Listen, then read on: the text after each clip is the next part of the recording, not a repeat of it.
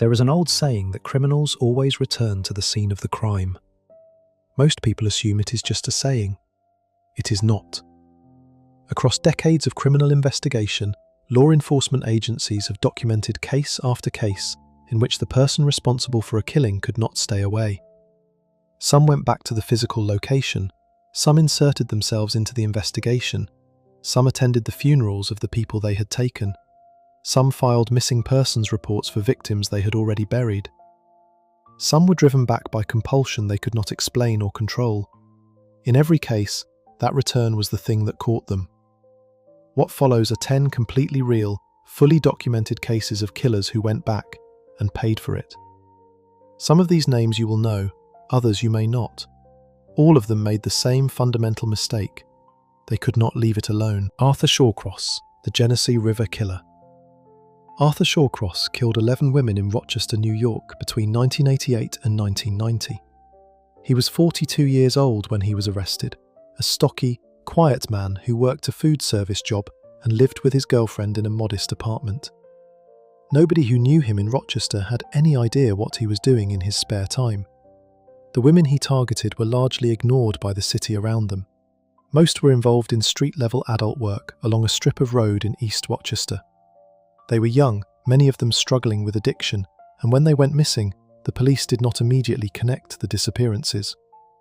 The bodies started turning up near the Genesee River and its surrounding waterways in 1988. Strangled, dumped, and in several cases mutilated after death.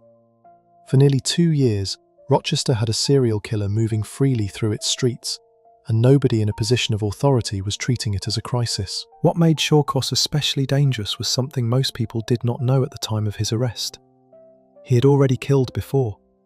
16 years earlier, in 1972, he had taken the lives of 2 children in Watertown, New York, a 10-year-old boy named Jack Blake and an 8-year-old girl named Karen Ann Hill. He was arrested, charged, and through a plea bargain walked away with a single manslaughter conviction. He served less than 15 years of a 25-year sentence and was released on parole in April 1987. Authorities deliberately concealed his past from Rochester residents and even from local law enforcement when they relocated him there. The city had no idea a convicted child killer had been placed in its midst. Within a year of his arrival, women started dying. What you are about to read is the complete story of how Arthur Shawcross operated, how the city failed to stop him, and how one decision made by a police helicopter crew on a cold January morning in 1990 brought his killing to an end in one of the most documented examples of a killer being caught returning to a crime scene in modern American history. Arthur John Shawcross was born on June 6, 1945, in Kittery, Maine.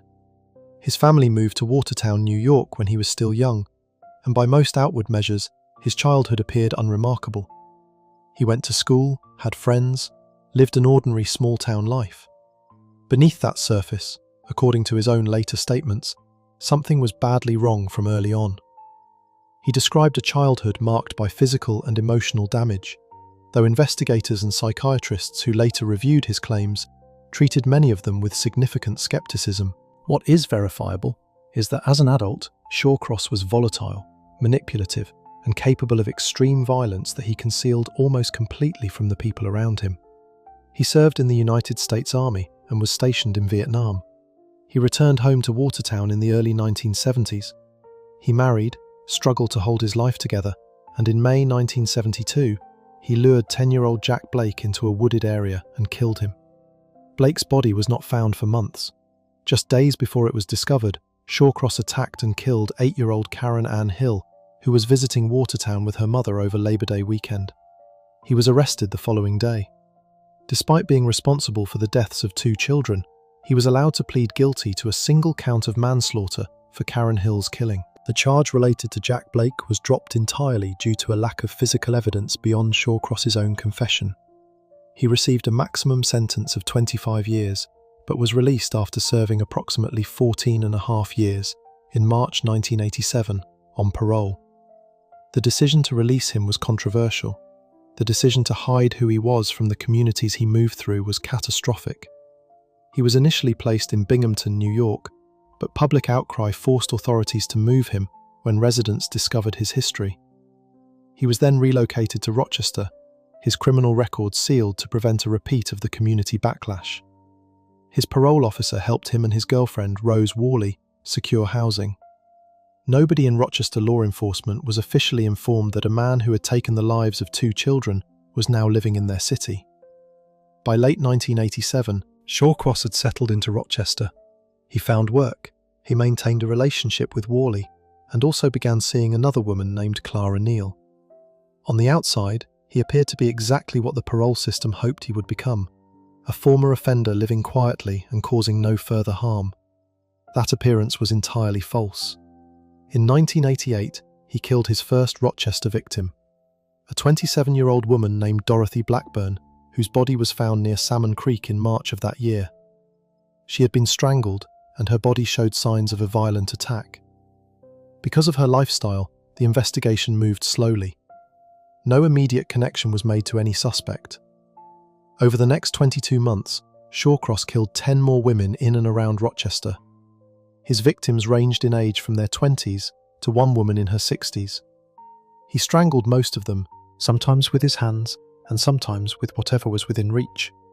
He picked many of them up in his girlfriend's car along the streets where they worked, drove them to isolated locations, and killed them.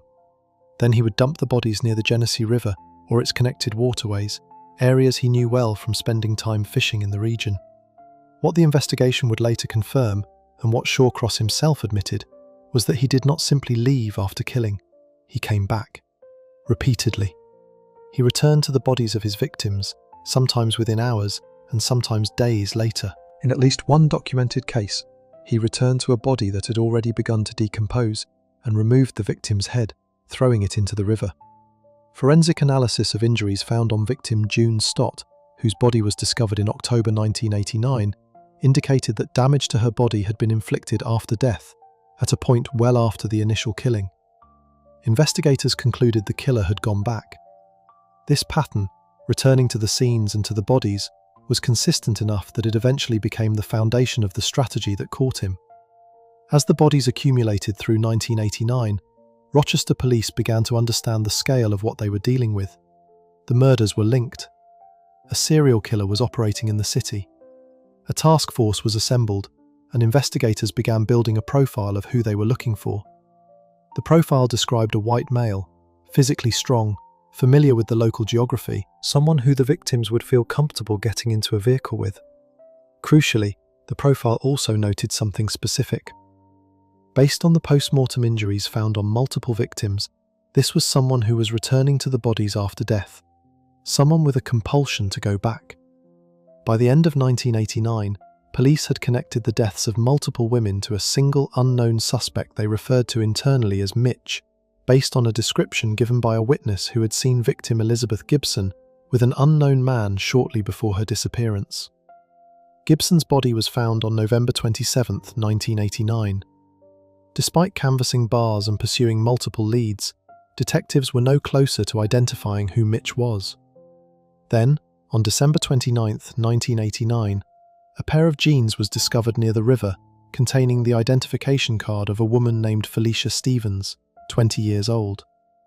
A search of the surrounding area was immediately launched. On January 2, 1990, a police helicopter conducting an aerial search of the waterways around Rochester spotted something on the frozen surface of Salmon Creek, a tributary connected to the Genesee River system. It was a body. The remains of 34-year-old June Cicero, who had been killed and dumped there. The helicopter crew also observed something else, a man standing near a parked van on a bridge directly above where the body lay. He appeared to be engaging in a private act while looking down at the scene below. The crew radioed in the sighting, but by the time ground units reached the location, the man was gone. The body of June Cicero was not immediately removed. This was a deliberate decision by investigators, one made directly because of what the profile had told them. If this killer returned to his victims, then leaving the body in place and placing the area under covert police surveillance gave them a chance to catch him in the act. It was a calculated risk. The body stayed. The surveillance went in. 2 days later, on January 5, 1990, the surveillance team was still in position, and Arthur Shawcross came back.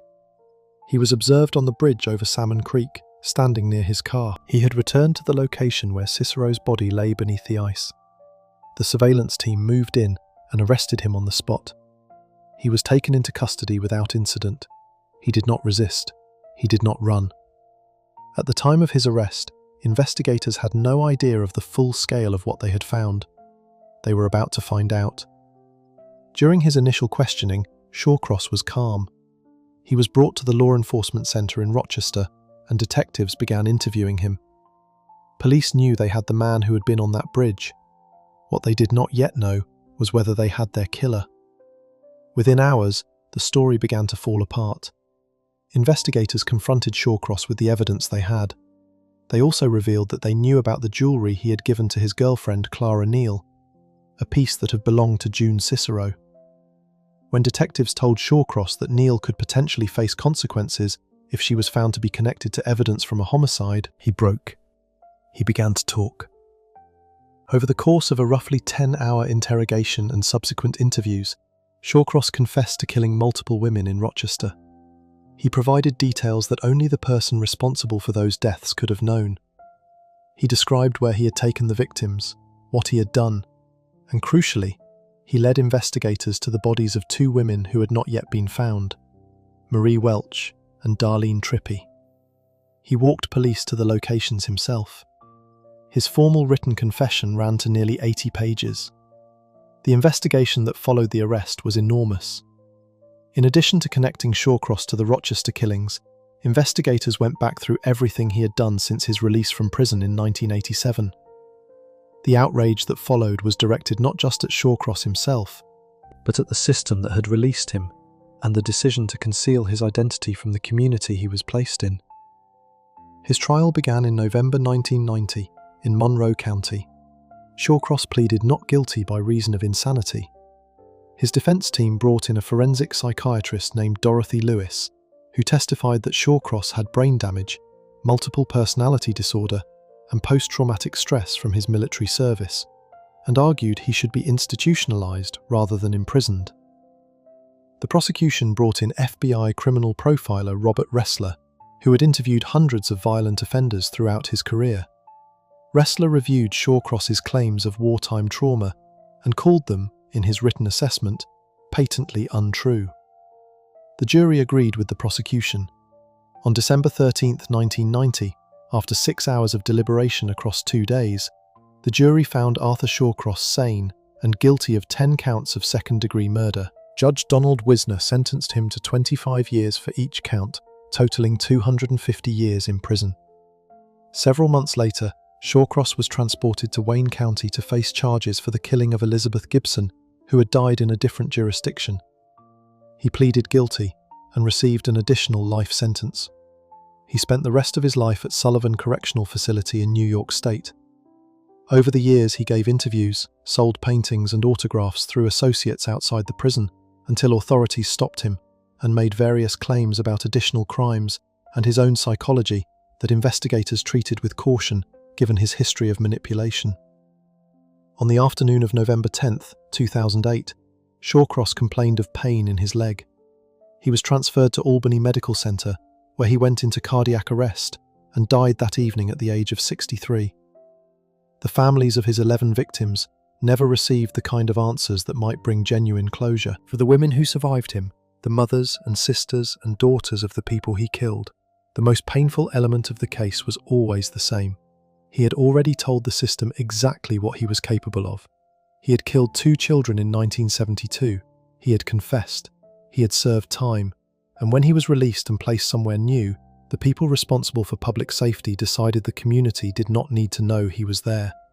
11 women paid for that decision with their lives. Arthur Shawcross was caught because a surveillance team did something simple. They left a body where it was and waited. They trusted what the evidence had been telling them for 2 years, that this was a man who could not stay away. They were right. Before we move on, if you're enjoying this analysis, please consider subscribing. It helps the channel tremendously. The case that comes next involves a killer who did not return to a body or a riverbank. He returned to something far more brazen, the police station itself, walking through the front door again and again to ask detectives how the investigation into his own crime was going. Mark Winger, the man who walked back into the station. On the afternoon of August 29, 1995, Springfield, Illinois police responded to a 911 call from a man named Mark Winger. When officers arrived at the Winger home on Westview Drive, they found two people on the floor of the dining room, both still breathing, both with catastrophic head injuries. One was Donna Winger, 31 years old, with 7 deep wounds to the back of her skull. The other was Roger Harrington, 27 years old, a shuttle van driver, with 2 gunshot wounds to the head. Mark Winger was in the house. He had no injuries whatsoever. His explanation was immediate and detailed. He told police he had been on his treadmill in the basement when he heard a commotion upstairs. He grabbed his legally owned handgun, ran up to investigate, and found Harrington standing over Donna, attacking her with a claw hammer. He shot Harrington twice in the head to stop him. He had saved his wife, or tried to. He had done what any husband would do. The police believed him almost immediately. There was context that made the story feel plausible. 6 days earlier, on August 23rd, Donna had been driven home from St. Louis International Airport by Harrington, who worked for a shuttle company called BART Transportation. During the ride, Harrington had behaved erratically and made disturbing comments, talking about drug use and group sexual activity. Donna was deeply unsettled by the experience. At Mark's urging, she had written the incident down in detail. Mark had also called the shuttle company to file a formal complaint. Harrington was suspended from his job as a result. The police, looking at the scene, constructed a straightforward narrative. A mentally unstable man had lost his job because of a complaint filed by this family, driven to their home in a rage, and attacked the wife. The husband had shot him in defense. Detective Charlie Cox, one of the first investigators on scene, knew Harrington from previous dealings and described him as someone quick to anger. The case was ruled a justifiable homicide. Mark Winger was not charged. He was treated as a victim. Donna died of her injuries shortly after being transported to Memorial Medical Center. Harrington died from the gunshots. Within days, Springfield had closed the case, and Mark Winger was publicly regarded as a grieving widower who had tried and failed to save his wife. What the police did not know, and would not know for years, was that Mark Winger had planned every detail of what happened in that house. Mark Allen Winger was born on November 26, 1962, in Elyria, Ohio.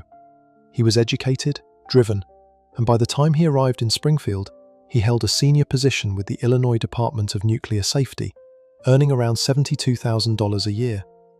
He had attended Virginia Military Institute and received a degree in physics, served briefly in the military, and built what appeared from the outside to be an exceptionally stable life.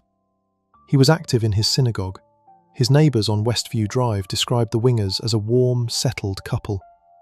In June 1995, just 3 months before Donna's death, he and Donna had adopted a newborn daughter they named Bailey. By every visible measure, these were people with everything going right. The truth was different. Mark Winger had begun an affair with one of Donna's closest friends, a woman named Deanne Schultz, sometime in 1995. He had told Schultz openly that he wanted Donna dead. He had said, according to Schultz's later testimony, that they could be together if Donna just died. She had not taken him entirely seriously at the time, or had not allowed herself to. But the conversations had happened, and she remembered them. When Donna came home from her trip to Florida in late August 1995, Winger had everything in place. He had identified Roger Harrington as the perfect person to use. Harrington had a documented history of erratic behaviour, a recent police record related to domestic incidents, and crucially, he now had a concrete reason to be angry at the Winger family because of the complaint that had cost him his job. Winger contacted Harrington and invited him to the house, framing it as an opportunity to smooth things over. Harrington, who appears to have had no idea what was about to happen to him, wrote Winger's name, address, and the time of the appointment on a scrap of paper that was later found in his car. He arrived at the Winger home on August 29th, carrying a coffee cup and a pack of cigarettes. Winger shot him twice in the head. Then he beat Donna with a claw hammer. Then he called 911. The 911 call itself contained details that would later become significant. During the call, Harrington could be heard moaning in the background, indicating he was still alive at that point. A neighbour who heard the gunshots reported that 2 shots were fired approximately 5 minutes apart. Winger hung up on the 911 operator during the call, telling the dispatcher his baby was crying and he had to go.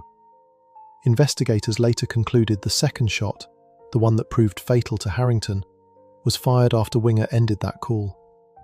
He had shot Harrington once, beaten Donna, and then gone back to finish Harrington while still on the line with emergency services. When paramedics and officers arrived, Winger was in a back bedroom, rocking back and forth in apparent shock. He stayed behind to speak with police, while Donna was taken to the hospital. He did not go with her in the ambulance. One officer on scene that day, David Barringer, did something that would turn out to matter enormously. He took 3 Polaroid photographs of the bodies before anything was moved. The photos were logged and filed. Nobody looked at them closely. The case was closed the next day. Those photographs would sit in a file for years. After Donna's death, Mark Winger moved through grief in ways that struck some people as unusual, but that he managed to explain away. He filed for and received $25,000 from the state's Crime Victims Compensation Fund. The couple's life insurance policy paid out more than $150,000. He wrote a letter to the local newspaper thanking the community for its support. 5 months after Donna died, he hired a young woman named Rebecca Simic as a live-in nanny to care for baby Bailey. Within weeks, the two were in a relationship. They were married not long after. He and Rebecca went on to have 3 more children. He also did something that would eventually accelerate his own exposure. On December 29, 1995, exactly 4 months after Donna's death, Winger filed a lawsuit against Bart Transportation, Harrington's employer, claiming the company had been negligent in hiring and retaining a dangerous employee. His argument was that the company should have known Harrington was unstable and that this negligence had directly caused Donna's death. He sought financial damages.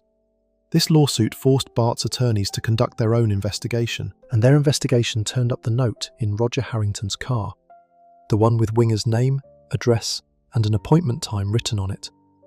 That note, combined with other details that did not align with the story of a random attack, raised serious questions. Bart's attorneys flagged their findings. The information made its way back to Springfield police. At the same time, and independently, Mark Winger had kept returning to the police station. Long after the case was officially closed, he was coming back, asking questions, checking in with detectives, wanting to know if anything new had come up, if there were any loose ends, if the investigation was truly finished. Detective Charlie Cox later recalled this pattern clearly, stating that Winger kept coming in and that he had the persistent feeling Winger was trying to find out whether police were looking at him more carefully. Without any hard evidence at that point, there was nothing investigators could do. But the visits were noted. The real break came in February 1999, nearly 4 years after the murders. Deanne Schultz called police. She told them about the affair. She told them about the conversations in which Winger had said he wanted Donna dead. She told them she had suspected him almost from the beginning, but had struggled with whether to come forward, spiraling into severe depression in the years that followed, and making multiple attempts to take her own life in the intervening period. Her conscience had finally pushed her to the station.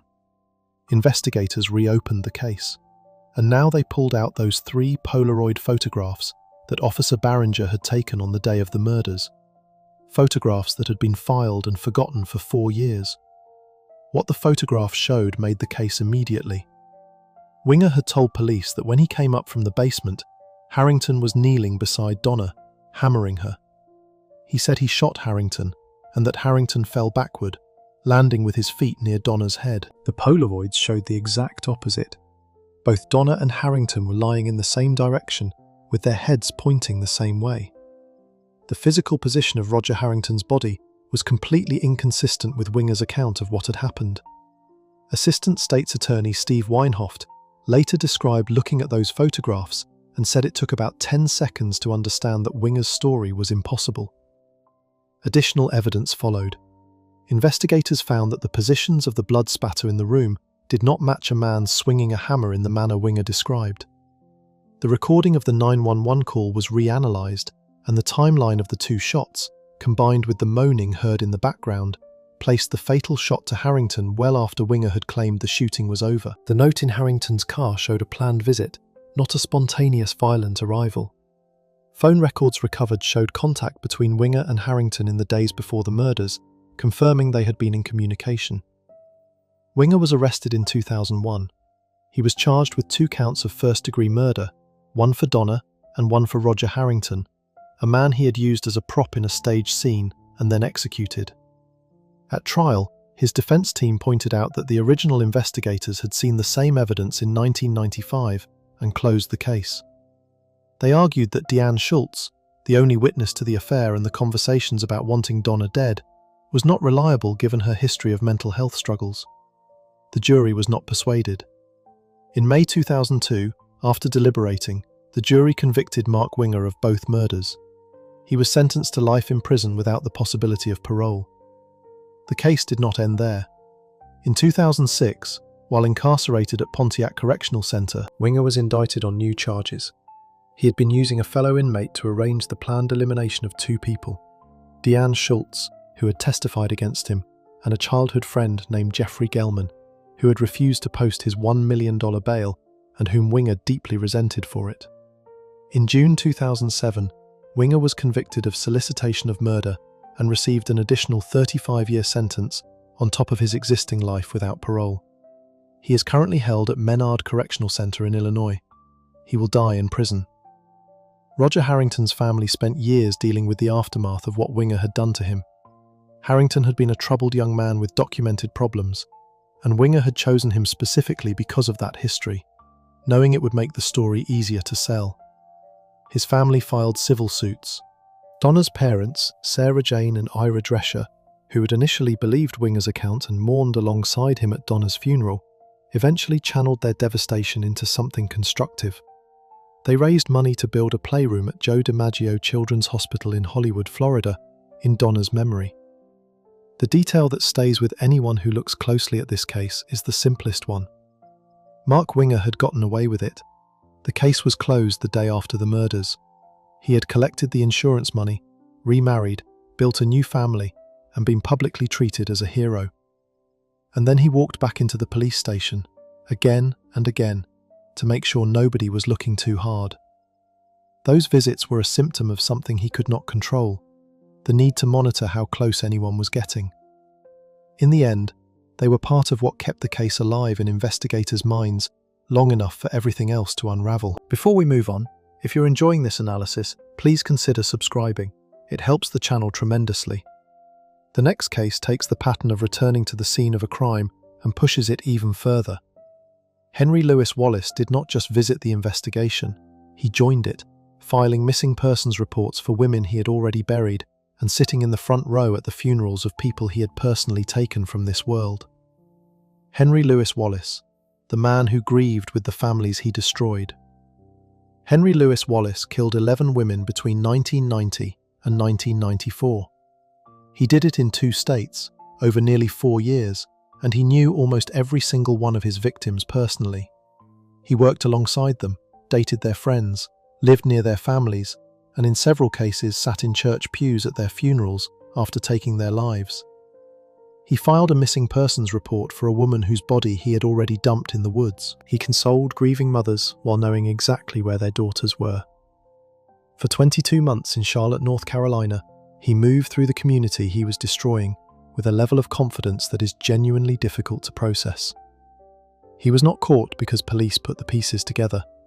He was caught because he accelerated so fast in the final weeks that the sheer volume of bodies made it impossible to ignore any longer. By then, 10 women in Charlotte were dead. Henry Louis Wallace was born on November 4, 1965, in Barnwell, South Carolina. From the outside, his early life looked like a success story in the making. He was popular in high school, elected to the student council, and was the only male member of the cheerleading squad. He worked as a disc jockey at a local radio station after graduating in 1983. He attended several colleges. In 1985, he joined the United States Navy. He married his high school girlfriend that same year. He was, by every social measurement, someone people liked and trusted. The Navy discharged him honorably in 1992 after he was caught stealing. By that point, his marriage had ended. He had also, while stationed in Seattle in 1987, committed his first known assault. He returned to South Carolina after his discharge, and in March 1990, at the age of 24, he killed for the first time. His victim was 18-year-old Tashanda Bethea, a high school student from Barnwell. Her body was found in a pond on April 1, 1990. Wallace left Barnwell not long after and relocated to Charlotte, North Carolina. In Charlotte, he found work at a series of fast food restaurants, primarily in the east side of the city. This is where the pattern that defined his crimes took shape. Almost every woman Wallace killed was someone connected to his immediate world. Co-workers, friends of his girlfriend, sisters of people he knew, women who lived in the same apartment complexes as people close to him. He was not hunting strangers. He was targeting the people directly around him, over and over again, and then stepping directly back into those social circles as though nothing had happened. In June 1992, Wallace killed Caroline Love, a 20-year-old woman who was the roommate of his girlfriend at the time. Love worked as a valued employee at a Bojangles restaurant on Central Avenue. After taking her life, Wallace put her body in a wooded area. Then, alongside his girlfriend and Love's own sister, he went to the police station and filed a missing persons report. He stood in that building, spoke to officers, expressed concern, and helped initiate the official search for a woman he had already hidden in the woods. Her remains were not found until March 1994, nearly 2 years later, after Wallace had been arrested and led police to the location himself. On February 19, 1993, Wallace went to the home of 20-year-old Shauna Hawk, a Central Piedmont Community College student who worked at the same Taco Bell location where Wallace was her supervisor. He attacked her in her family home, and her body was found floating in the bathtub. Hawk's mother, Dee Sumter, had been close to Shauna in a way that was described by everyone who knew them as a genuine best friendship between a mother and daughter. The grief that followed Shauna's death was immense and public. Wallace attended her funeral. He sat among the mourners. He had known Shauna through work. Nobody had any reason to look at him differently than anyone else paying their respects. In August 1993, Wallace killed 21-year-old Valencia Jumper, a college student from Columbia, South Carolina, who was a friend of his sister. After her death, Wallace and his sister attended Valencia Jumper's funeral together. They sent condolences to the Jumper family. Then they left. The investigation into the deaths of the women in East Charlotte was badly fragmented during this period. The Charlotte-Mecklenburg Police Department was overwhelmed. The city logged over 51,000 reported crimes in 1993 alone, with 87 homicides that year. The department was understaffed. Homicide detectives were running multiple cases simultaneously. The women being killed were described by investigators as falling into a category that historically received less urgent attention from law enforcement.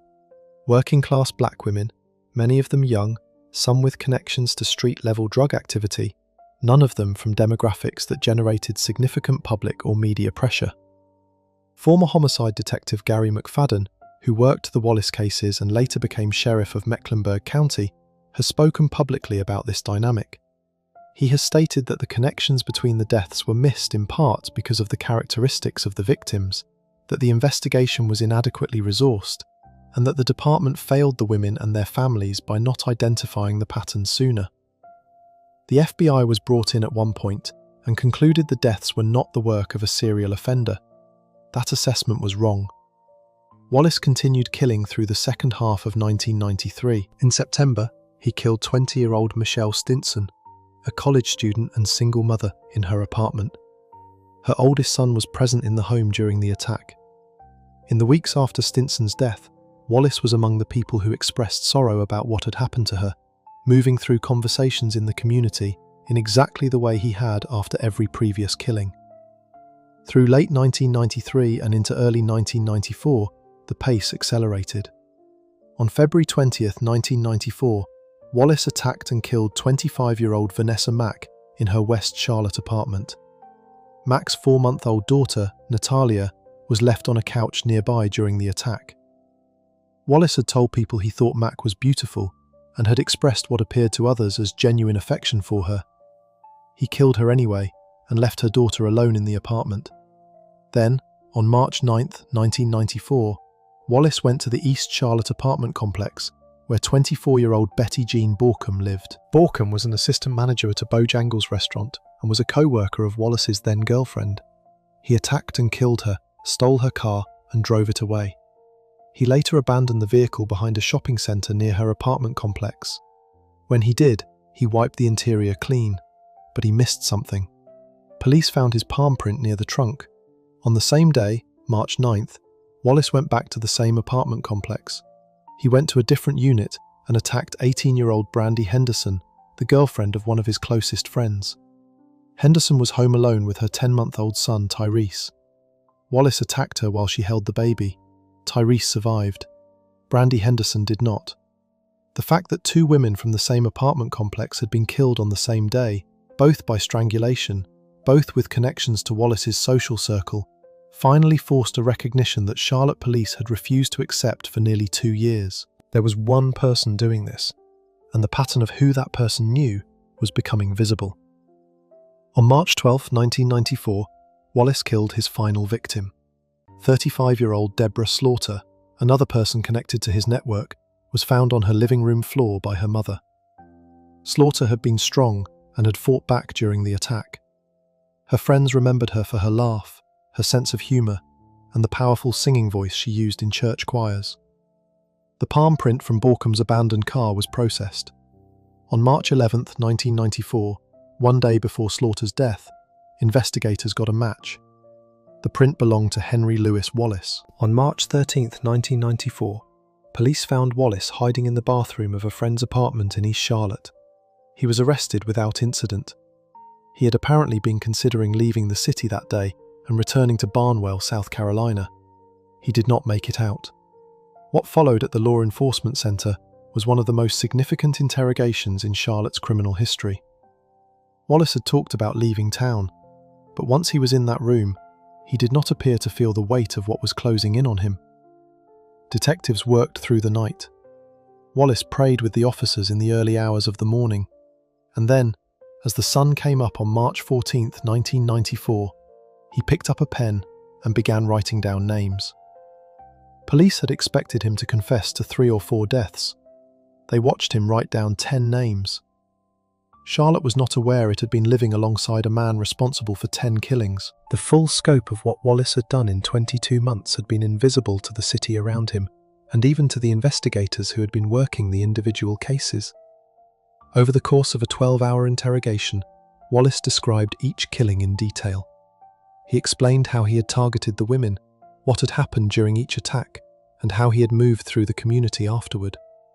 He described his method of making victims feel safe just before the attack, gaining their trust completely before turning on them.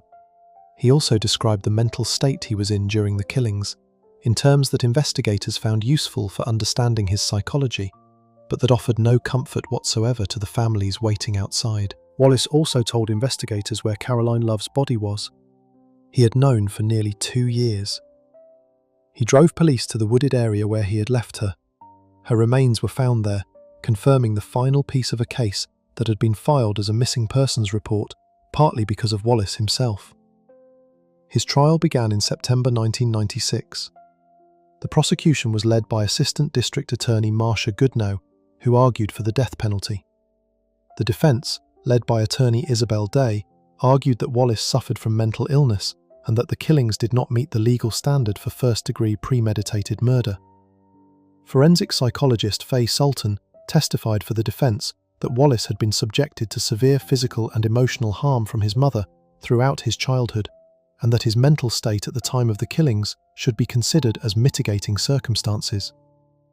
The jury was not persuaded by the case for leniency. On January 7, 1997, Henry Lewis Wallace was found guilty of 9 murders. The 2 remaining deaths, Tashanda Bethea from Barnwell and Sharon Nance, the first woman he had killed in Charlotte in May 1992, were not included in the Monroe County trial due to jurisdictional and evidentiary factors. On January 29, 1997, the judge handed down 9 death sentences, 1 for each conviction. Following sentencing, Wallace addressed the families in the courtroom. He told them that none of the women had deserved what happened to them, that they had done nothing to him that could have justified their deaths, and that he took complete responsibility. Whether those words meant anything to the people sitting in that courtroom is impossible to say from the outside. Dee Sumter, Shauna Hawk's mother, had by that point spent 4 years building a non-profit organisation called Mothers of Murdered Offspring, dedicated to bringing together families who had lost people to violent crimes. She has spoken in interviews about what it meant to sit in that room. Wallace has remained on death row at Central Prison in Raleigh, North Carolina, since 1997. He married a former prison nurse named Rebecca Torrijas in June 1998, in a ceremony held in the prison next to the execution chamber where he is sentenced to die. That marriage has since ended. The Wallace case generated significant public criticism of the Charlotte-Mecklenburg Police Department, focused almost entirely on the question of why it took so long. 11 women were dead across a span of 4 years. The victims shared consistent characteristics. Several of the cases had overlapping social connections to the same individual. Former Sheriff McFadden, looking back on the investigation from years of distance, has said plainly that the department missed obvious connections, and that the race and economic status of the victims directly influenced how urgently the cases were treated. The department itself issued an apology to the city following Wallace's arrest, acknowledging that the links between the deaths should have been identified sooner. The detective who did the most to bring the case to a close was Darrell Price, who identified the significance of the palm print from Betty Borkum's car and pushed to get it processed quickly. It was that print, combined with the statement from Henderson's boyfriend that she would only have opened her door to a small handful of people, one of whom was Wallace, that locked the identification in. From the moment the palm print matched, it took 1 day to make the arrest. The 10-month-old boy who survived the attack that killed his mother, Tyrese Woods, grew up and has spoken publicly about his experience as an adult. He returned to the apartment complex where his mother was killed for a television interview years later, standing on the grounds where her life ended. He described himself as a survivor. In every meaningful sense, he is. 7 children lost their mothers to Henry Louis Wallace. In the years that followed, the families of the victims have carried that weight publicly and privately, raising those children, building memorials, and in some cases speaking out repeatedly about what the failure of the investigation cost them. The gold cross earring that Wallace had been photographed wearing in a previous police mugshot was spotted by investigators in surveillance footage from a bank where he had attempted to use a victim's ATM card. That detail, alongside the palm print, formed the core of the physical evidence. Everything else came from Wallace's own mouth. He sat in church pews, he filed police reports, he drove to funerals and sent flowers. And for 22 months, it worked. The next case involves a man who did not attend funerals or file reports. Dennis Rader operated completely alone, in total secrecy, for over 30 years. But he had his own version of returning to the scene, one that was so compulsive and so specific that it ultimately handed investigators everything they needed to end a case that had haunted an entire city since 1974. Dennis Rader, the BTK Killer. Dennis Rader killed 10 people in and around Wichita, Kansas, between 1974 and 1991. He gave himself a name, BTK, which stood for Bind, Torture, Kill, because he wanted people to know exactly what he did and exactly who was doing it. He sent letters to newspapers and television stations describing his crimes in detail. He called a radio station once to report a body he had left in a field. He mailed crime scene photographs to journalists. He wrote poems about his victims. And then, in 1991, he went completely silent for 13 years. When he came back, it was because a newspaper article suggested he might be dead. That suggestion, printed in the Wichita Eagle in 2004 to mark the 30th anniversary of his first killings, bothered him enough that he could not let it stand. He needed people to know he was still there. That need, the compulsion to stay connected to his crimes and to the attention those crimes generated, is what ended his 30-year run. He handed investigators a floppy disk. On that disk was a deleted document. In the metadata of that deleted document was the name of a church and a user called Dennis. It took 9 days from the moment that disk arrived at a television station to the moment Rader was sitting in handcuffs. Dennis Lynn Rader was born on March 9, 1945, in Pittsburgh, Kansas. He grew up in Wichita, the oldest of 4 sons. His childhood was described by people who knew his family as entirely ordinary. He attended school, participated in Boy Scouts, went to church, held jobs. He later served in the United States Air Force, completing his service in 1966. He returned to Wichita, eventually enrolled at Wichita State University, and graduated in 1979 with a degree in Administration of Justice. He married Paula Dietz in 1971. They had 2 children together, a daughter named Kerry and a son named Brian. For most of his adult life, Rader held a job with ADT Security Services, installing home alarm systems in Wichita. The irony of this was not lost on investigators after his arrest. Many of the homeowners hiring ADT during his years of employment were doing so specifically because they were afraid of the BTK killer. Some of his own clients were terrified of the man who was coming to their front door to install their locks. He worked at ADT from 1974 to 1988. He later became a compliance officer for Park City, Kansas, a position that gave him authority to issue citations to residents for ordinance violations. Neighbors described him as rigid, humorless, and overly fixated on rules. He was also, during this entire period, the president of the Congregation Council at Christ Lutheran Church, where he had been an active member for years. On January 15, 1974, Rader committed his first known murders. He entered the home of the Otero family at 803 North Edgemore Street in Wichita. Joseph Otero was 38 years old, a former Air Force pilot originally from Puerto Rico. His wife Julie was 33. Their son Joseph Jr. was 9. Their daughter Josephine was 11.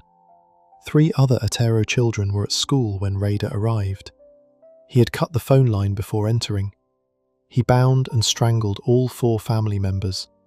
Josephine was hanged from a pipe in the basement. Rader later stated he achieved sexual gratification from the killings and from the time he spent in the house before and after. The 3 older Otero children returned home from school that afternoon and found their family dead. The case was immediately one of the most serious in Wichita's history. Police had no suspect, no witnesses, and no forensic evidence that pointed to a specific individual. The investigation began and stalled almost immediately. In April 1974, Rader killed again. 21-year-old Catherine Bright was stabbed in her home on East 13th Street. Her 19-year-old brother Kevin was also in the house. Rader shot Kevin Bright twice in the head, but Kevin survived, crawling out of the house and reaching a neighbor. It was the first time Rader had left a living witness. Kevin Bright's survival was a failure Rader never acknowledged publicly, though the fact that Kevin could not provide a usable description of his attacker meant the case still went cold. In October 1974, a letter was found in a book at the Wichita Public Library. Rader had hidden it there and then directed the Wichita Eagle to the location.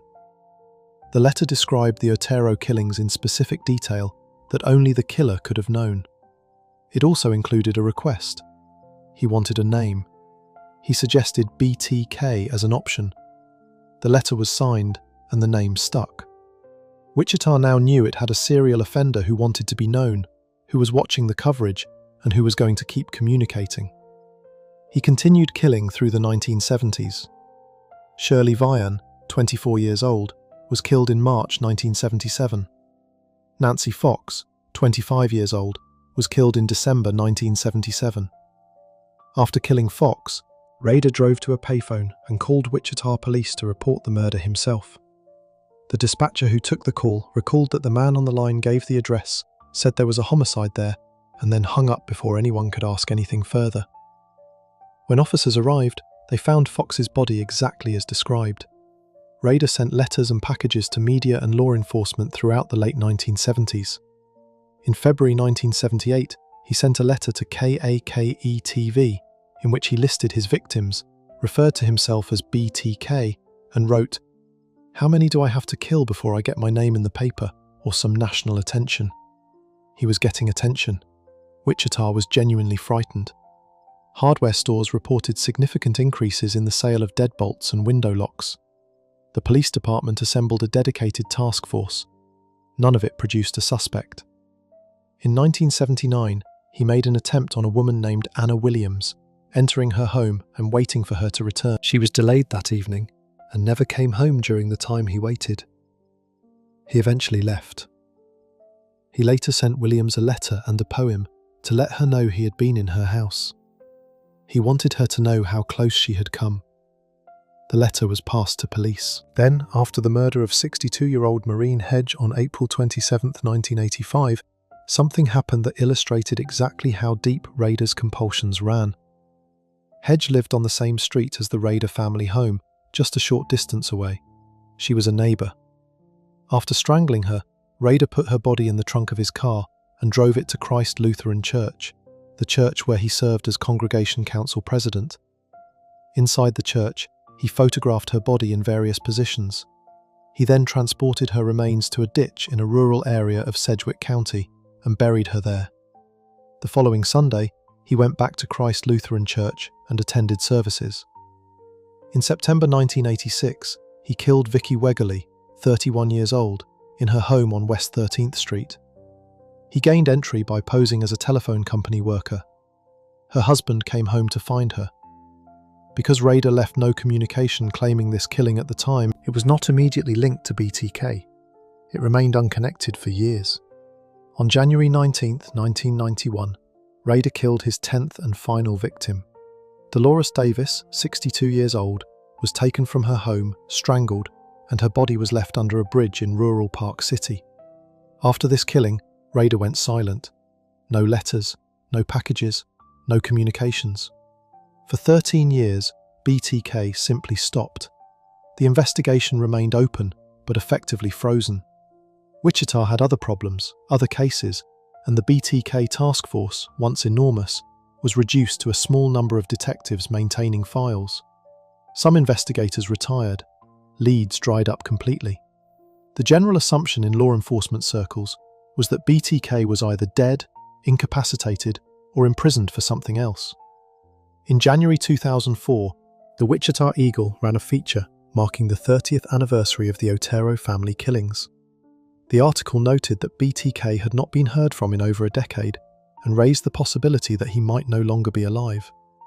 Rader read the article. He later told investigators that it stirred something in him. He felt the need to correct the record. Within weeks, a letter arrived at the Eagle, signed with the BTK name and accompanied by photocopies of Vicky Wegerle's driver's license and photographs taken at her crime scene. The photographs were ones only the killer would have had. The Wegerle case was now officially linked to BTK for the first time, 18 years after her death. Investigators worked quickly. DNA collected from under Wegerle's fingernails during her autopsy had been preserved. Now that they had a fresh communication from BTK, they used that DNA to establish a biological profile. They also quietly began collecting DNA samples from hundreds of men in the Wichita area who fit various criteria. None matched. But Rader was not finished communicating. Over the course of 2004 and into early 2005, he sent package after package. Cereal boxes left in parking lots and on the sides of roads, containing drawings of his victims posed in the positions he had left them, written descriptions of the murders, small items taken from crime scenes as souvenirs, and puzzles with clues embedded in the lettering. He was playing a game. He had been playing it for 30 years and felt completely untouchable. In January 2005, one of his packages was found in the back of a truck at a local business. Inside was a note in which Rader asked a specific question. Could he communicate with investigators using a computer floppy disk without being traced? He instructed police to place an advertisement in the Wichita Eagle that said, "Rex, it will be okay," if the answer was yes. Police consulted with technical experts and then made a decision. They ran the advertisement. They were lying. A floppy disk absolutely could be traced. On February 16, 2005, a package arrived at the Wichita television station KSAS-TV. Inside was a purple 1.44 megabyte floppy disk. Investigators took the disk to their digital forensics team. The disk contained a document Rader had intended to send, but it also contained something he had not intended to send: deleted files. Those files had not been overwritten and were fully recoverable. Inside the recovered data was a document that had been created at Christ Lutheran Church. The metadata attached to that document identified the last person to modify it as someone named Dennis. The document itself referenced the church by name. Investigators did not yet have enough to make an arrest. They needed confirmation. They learned that Rader was the Congregation Council president at Christ Lutheran Church. They found records showing that a black Jeep Cherokee was registered to him, matching a vehicle that had been captured on surveillance footage at an earlier package drop-off location. The footage was grainy, but the vehicle type matched. They needed DNA. Here is how they got it. Rader's daughter Kerry had undergone a routine medical procedure at Kansas State University's health clinic. Medical records from that visit, including biological material collected during the procedure, were accessible under a court-ordered search warrant. Investigators obtained a warrant and secured the sample. They did not contact Kerry directly. They simply compared her biological profile to the DNA recovered from under Vicky Wegerle's fingernails. A familial match was confirmed. The DNA from the crime scene and the biological material from Rader's daughter shared markers consistent with a parent-child relationship. Dennis Rader was BTK. On February 25, 2005, just 9 days after the floppy disk arrived at the television station, Rader was driving near his Park City home when police stopped his vehicle shortly after noon. An officer asked him if he knew why he was being taken downtown. Rader replied that he had suspicions. He was placed in handcuffs. Officers from the Wichita Police Department, the Kansas Bureau of Investigation, and federal agents simultaneously searched Rader's home, his vehicle, Christ Lutheran Church, and his office at Park City's compliance department. What they found confirmed everything. Polaroid photographs of his victims, sketches he had made of women bound in various positions, items taken from crime scenes, kept for decades as personal mementos, a pair of black pantyhose in a shed behind the house, computer equipment containing files related to the killings. At a press conference the following morning, Wichita Police Chief Norman Williams stated simply, "The bottom line is that BTK is arrested." Rader was held without bail.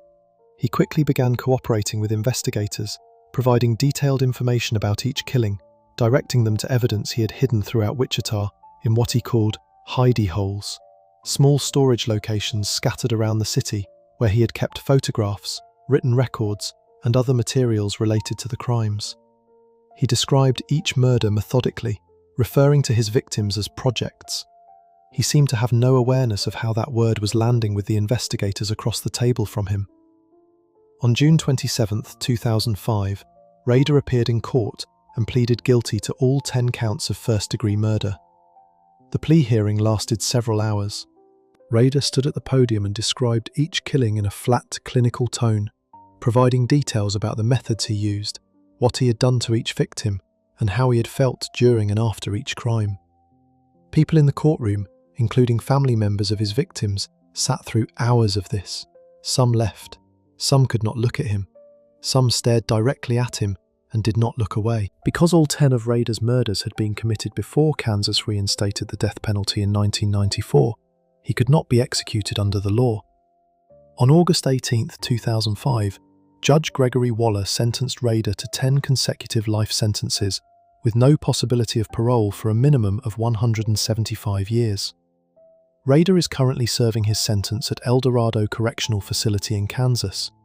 He is 80 years old as of 2025. Paula Dietz, his wife of 34 years, was granted an emergency divorce on July 26, 2005, with the standard 60-day waiting period waived. She had known nothing about any of it. Their daughter, Kerry Rawson, whose biological material helped confirm her father's identity, published a memoir in 2019 titled A Serial Killer's Daughter, describing her relationship with Rader as a father and the devastation of discovering what he was. In 2025, Netflix released a documentary called My Father, the BTK Killer, in which Rawson spoke again about the experience of being his child. The families of the 10 victims spent decades not knowing who had taken their people. The Otero children grew up without their parents and their younger siblings. Kevin Bright, who survived being shot twice in the head in 1974, lived for 31 years knowing the man who had tried to kill him was still somewhere in Wichita, still uncaught. Rader was caught, because he could not stop reaching back toward his crimes. Every package, every letter, every phone call was a return to the scene. Not physically, but in every psychological sense. He needed the crimes to remain alive and present and acknowledged. In the end, that need was a more reliable trap than any surveillance team or DNA dragnet could have been. He walked straight into it and told investigators exactly what he had done, in his own voice, on a disc he dropped in a television station's mailbox. Before we move on, if you're enjoying this analysis, please consider subscribing. It helps the channel tremendously. The next case is Ted Bundy, a man who returned to his crimes in a far more literal way, going back physically to the places where he had left his victims, and whose compulsion to revisit those locations was so well documented that he described it himself in detailed confessions before his execution. Ted Bundy, the man who kept going back. Ted Bundy told an FBI agent that the places where he left his victims became sacred to him. That is not a paraphrase or an interpretation. That is what he said in a documented interview conducted by FBI Special Agent William Hagmaier in the years before Bundy's execution. He said the grounds where you kill them or leave them become sacred to you, and you will always be drawn back to them. He was describing something he had actually done, repeatedly, over the course of his killing years in the Pacific Northwest. He went back to where he had left his victims. He went back to be near them. He continued doing this until decomposition and destruction by wildlife made further visits pointless. This is not the most well-known part of the Ted Bundy story.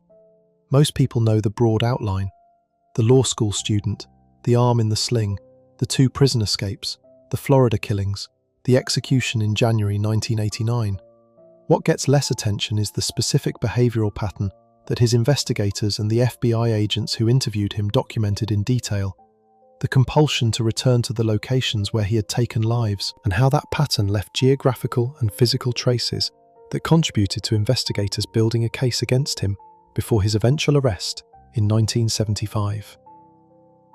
Theodore Robert Bundy was born on November 24, 1946, in Burlington, Vermont.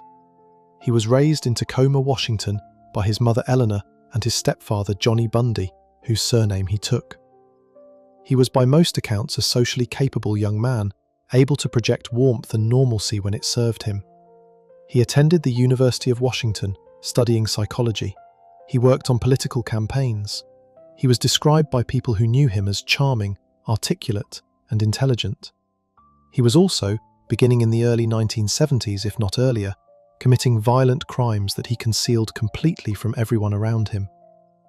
His first confirmed killing took place in Washington State in early 1974. Between January and July of that year, at least 8 young women vanished from the Seattle and Tacoma areas. Linda Ann Healy, 21 years old, disappeared from her off-campus home near the University of Washington on January 31, 1974. Her bed had been made after she was taken. There was blood on the pillow. Donna Manson, 19, disappeared from Evergreen State College in March. Susan Rancourt, 18, vanished from Central Washington State College in April. Roberta Parks, 20, disappeared from Oregon State University in May. Brenda Ball, 22, was last seen at a bar in Burien in June. Georgianne Hawkins, 18, disappeared from the University of Washington campus in June.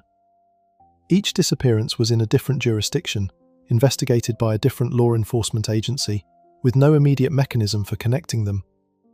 On July 14, 1974, Bundy committed 2 abductions in broad daylight at Lake Sammamish State Park, near Issaquah, Washington.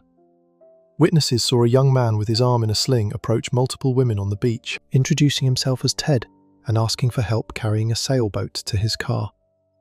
2 women, 23-year-old Janice Ott and 19-year-old Denise Nasland, accepted his request and were never seen alive again. Witnesses gave descriptions of the man to investigators. A composite sketch was produced. The name Ted was now associated with the disappearances. Bundy's girlfriend at the time, a woman named Elizabeth Klopfer, contacted King County Police because the description matched someone she knew. His name was logged. Nothing immediately came of it. In September 1974, grouse hunters in the woods near Issaquah found human remains. Investigators identified them as belonging to Ott and Nasland. Additional bone fragments found at the same location were later determined to belong to Georgianne Hawkins. The Issaquah site was one of Bundy's dump locations. He had brought multiple victims there, and, according to his own later admissions, he had returned to that location after leaving them. On March 1, 1975, 2 forestry students from Green River Community College were conducting a class project in the woods near Taylor Mountain, approximately 25 miles southeast of Seattle. They found a human skull lying in the undergrowth. They called police and agreed to return the following day to show investigators the exact location. When King County Detective Robert Keppel arrived at Taylor Mountain on March 2, 1975, he identified the skull as belonging to Brenda Ball, based on distinctive dental features. While searching the surrounding area for additional remains, Keppel tripped over a branch and found a second skull. This one belonged to Susan Rancourt. Further searching turned up the skulls of Roberta Parks and Linda Healy's jawbone. All 4 women had been brought to the same location. Taylor Mountain was another of Bundy's sites. The condition of the remains was significant. All of the skulls showed evidence of severe blunt force trauma. Forensic analysis determined the damage was consistent with a heavy object, likely a crowbar or similar tool. Only skulls and a small number of additional bone fragments were recovered at Taylor Mountain at the time, which led to early theories about what had happened there. Decades later, in 2005, the King County Medical Examiner's Office found a previously overlooked container of remains labelled Bundy. DNA testing confirmed several of the bones were human and matched victims from the Taylor Mountain investigation, demonstrating that more had been recovered from the site than was publicly acknowledged at the time. Bundy, in his pre-execution interviews with Hagmaier and with Detective Robert Keppel, confirmed that Taylor Mountain was a place he had returned to. He described having gone back to the dump sites in the Pacific Northwest on multiple occasions. In one documented interview, he told Keppel that he had buried some of the victims, saying, "When I was really going all out and took my time, yes, I did." He described Taylor Mountain as a place he considered his own in a deeply disturbed psychological sense. The sites were not just disposal locations. In his mind, they were destinations he felt ownership over. By late 1974, Bundy had relocated to Salt Lake City, Utah, where he enrolled at the University of Utah Law School. He continued killing almost immediately. In October and November 1974, at least 4 more young women disappeared in Utah. In November, he made a significant error. He approached 18-year-old Carol DeRonch at a shopping mall in Murray, Utah, presenting himself as a police officer and telling her someone had tried to break into her car. He put her in his vehicle and attempted to handcuff her. She fought back, managed to get out of the car, and flagged down a passing driver. She survived and reported the attack to police. She gave a description of the man and his vehicle, a tan or light brown Volkswagen Beetle. That same evening, a high school student named Debbie Kent disappeared from a theatre in Bountiful, Utah, where she had been attending a play. A handcuff key was found in the parking lot outside the theatre. It matched the type of handcuffs used on Carol DeRonch. In early 1975, Bundy shifted much of his activity to Colorado. In January, 23-year-old Karen Campbell disappeared from the Wildwood Inn in Snowmass Village. Her body was found a month later on a road outside the resort. She had been killed with a blunt instrument that left specific linear marks on her skull, the same type of marks found on the Taylor Mountain victims.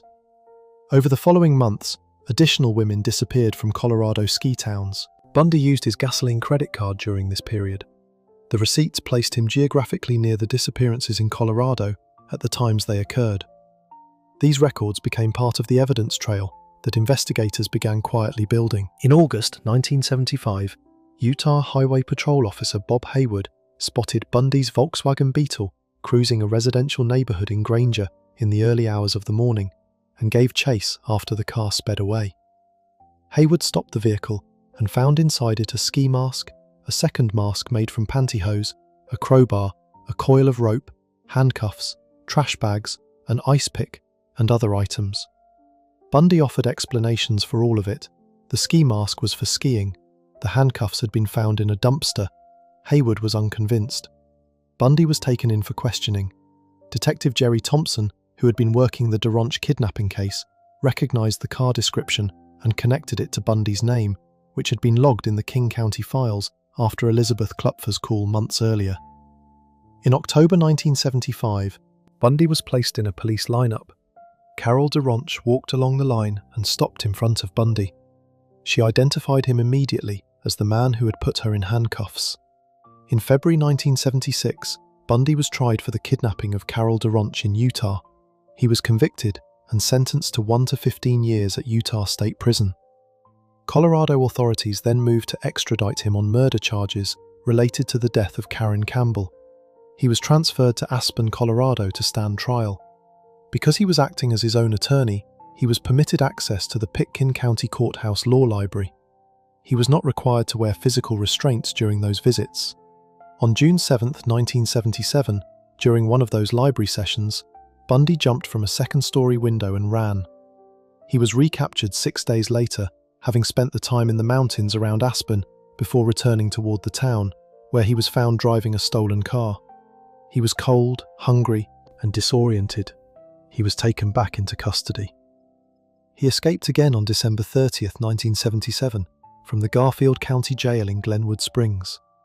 He had spent weeks reducing his food intake to lose enough weight to fit through a small opening he had cut in the ceiling of his cell. He crawled through the opening, got into the apartment of a prison employee above the cell block, changed clothes, and walked out of the building. His absence was not noticed until the following day. By then, he was on his way out of Colorado. He traveled by bus to Chicago, then south through Atlanta, and arrived in Tallahassee, Florida, in January 1978. He rented a room near Florida State University under a false name. On the night of January 14th and into the early hours of January 15th, 1978, he entered the Chi Omega sorority house on the Florida State campus. In a span of approximately 15 minutes, he attacked 4 women. Margaret Bowman, 21 years old, and Lisa Levy, 20 years old, were killed. Karen Chandler and Kathy Kleiner survived with severe injuries. He also attacked a 5th woman, Cheryl Thomas, in her apartment nearby that same night. She survived. The Chi Omega crime scene contained a bite mark on Lisa Levy's body. It was photographed and preserved. It would become one of the most significant pieces of physical evidence in Bundy's eventual trial. On February 9, 1978, Bundy abducted 12-year-old Kimberly Leach from her middle school in Lake City, Florida. She was his last victim. Her body was found in a park nearly 2 months later. On February 15, 1978, 6 days after taking Kimberly Leach, Bundy was stopped in Pensacola by Officer David Lee of the Pensacola Police Department, who ran the plates on the Volkswagen Bundy was driving and found the car was stolen. When Lee attempted to detain him, Bundy fled on foot. Lee caught him and after a brief struggle placed him in custody. Bundy initially gave a false name. His true identity was confirmed the following day. He was tried in Florida for the Chi Omega murders in June and July of 1979. The trial was televised nationally, one of the first major criminal trials to receive that kind of coverage. The bite mark evidence proved decisive. A forensic odontologist named Dr. Richard Souveron testified that the bite mark on Lisa Levy's body matched Bundy's teeth with a degree of certainty that excluded any other individual. Bundy conducted portions of his own defense and at one point proposed marriage to a woman named Carol Ann Boone, who was testifying as a character witness. Under Florida law at the time, the proposal constituted a legal marriage because it was made in open court with a witness present. The jury convicted him of both murders. He was sentenced to death. He was tried separately for the murder of Kimberly Leach in January 1980, convicted again, another death sentence. In the years between his convictions and his execution, Bundy gave a series of interviews. The most significant for understanding his behaviour were the interviews conducted by Hagmaier and by Detective Keppel, who had been one of the original investigators on the Pacific Northwest disappearances in 1974 and 1975. Bundy had contacted Keppel in 1984 from prison, offering to help with the investigation into the Green River Killer, who was active in Washington at the time. The two developed a working relationship that Keppel used to draw out information about Bundy's own crimes. In these conversations, Bundy described what he called the ultimate possession, the act of taking a life and the compulsion to maintain that sense of possession afterward. He told Hagmaier directly that he revisited the locations where he had left victims, that those places felt significant and permanent to him, and that the pull to return was not something he resisted.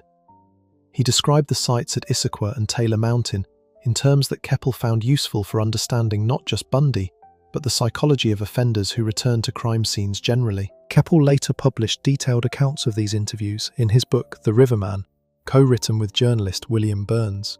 Bundy's credit card records, the geographic placement of the dump sites, and the witness descriptions from Lake Sammamish had all pointed toward him years before his arrest. The handcuff key found at the Bountiful Theatre matched the type used on DeRonch. His Volkswagen matched multiple witness descriptions across several states. The gasoline receipts placed him near crime scenes in Colorado. None of it had been enough to arrest him until the DeRonch identification, and by then he had been killing for over a year. He was executed at Florida State Prison on January 24, 1989. He was 42 years old. In the days before the execution, he gave additional confessions, providing names and locations related to murders investigators had not yet officially connected to him. He confirmed 30 killings. Investigators believe the actual number is higher. Several victims were never identified. Several disposal sites were never found. The families of the 8 women whose remains were found at Issaquah and Taylor Mountain had waited months and in some cases years for answers. For the families of women whose remains were never recovered, the wait has no endpoint. Bundy described the pull he felt toward those locations as something permanent, something built into him that he could not reason his way out of. He said those grounds would always draw him back. He was right about himself. He went back repeatedly, for years, to places where young women had lost their lives because of him. He thought of it as ownership. The evidence those return visits left behind became part of the trail that eventually confirmed who he was. __quote _4__. The next case is Russell Williams, a man whose returns to crime scenes were not driven by any abstract psychological compulsion, but by something far more specific and calculated. He kept written records of his crimes, took photographs during them, and returned to the same homes multiple times with a level of organization that investigators would describe as unlike anything they had encountered before. Russell Williams, the colonel who kept coming back. Russell Williams commanded Canada's largest military airbase. He had flown dignitaries including Queen Elizabeth II and Prince Philip on official Canadian Forces aircraft. He held the rank of colonel in the Royal Canadian Air Force and was, by every institutional measure, one of the most trusted officers in the country. He was also, between 2007 and 2010, breaking into the homes of women and girls in the communities around his properties in Ontario, returning to some of those homes multiple times and keeping meticulous photographic records of everything he did inside them. He did not fit any version of the profile most people carry in their heads when they think about the kind of person who commits these crimes. He was educated, decorated, methodical, and publicly respected. He was also organized in his criminal activity to a degree that investigators described after his arrest as genuinely unprecedented in their experience. He kept logs. He took thousands of photographs. He tracked news coverage of police investigations into his own crimes and filed the articles. He escalated over 3 years from break-ins to sexual assault to 2 murders. And the thing that caught him was the same thing that ran through every stage of his offending. He kept going back. David Russell Williams was born on March 7, 1963, in Bromsgrove, Worcestershire, England. His family emigrated to Canada when he was a child. He studied economics and political science at the University of Toronto Scarborough and joined the Canadian Forces in 1987. Over the following 2 decades, he rose steadily through the ranks, flying VIP transport aircraft and accumulating a record that made him one of the most decorated pilots in the service. In July 2009, he was appointed commanding officer of 8 Wing CFB Trenton, Canada's primary hub for domestic and international air transport operations. It was the most significant command posting of his career. What was happening in parallel with that career was invisible to almost everyone around him. On the night of September 8th into September 9th, 2007, Williams broke into a neighbour's cottage near his property on Cozy Cove Lane in the village of Tweed, Ontario, while the family was away. He photographed himself with items he collected from the residents, some of which he kept. This marked the beginning. In the following months, he entered other homes in the area and later properties near his own residence. He focused on households containing certain residents. He gained entry when unoccupied through various means.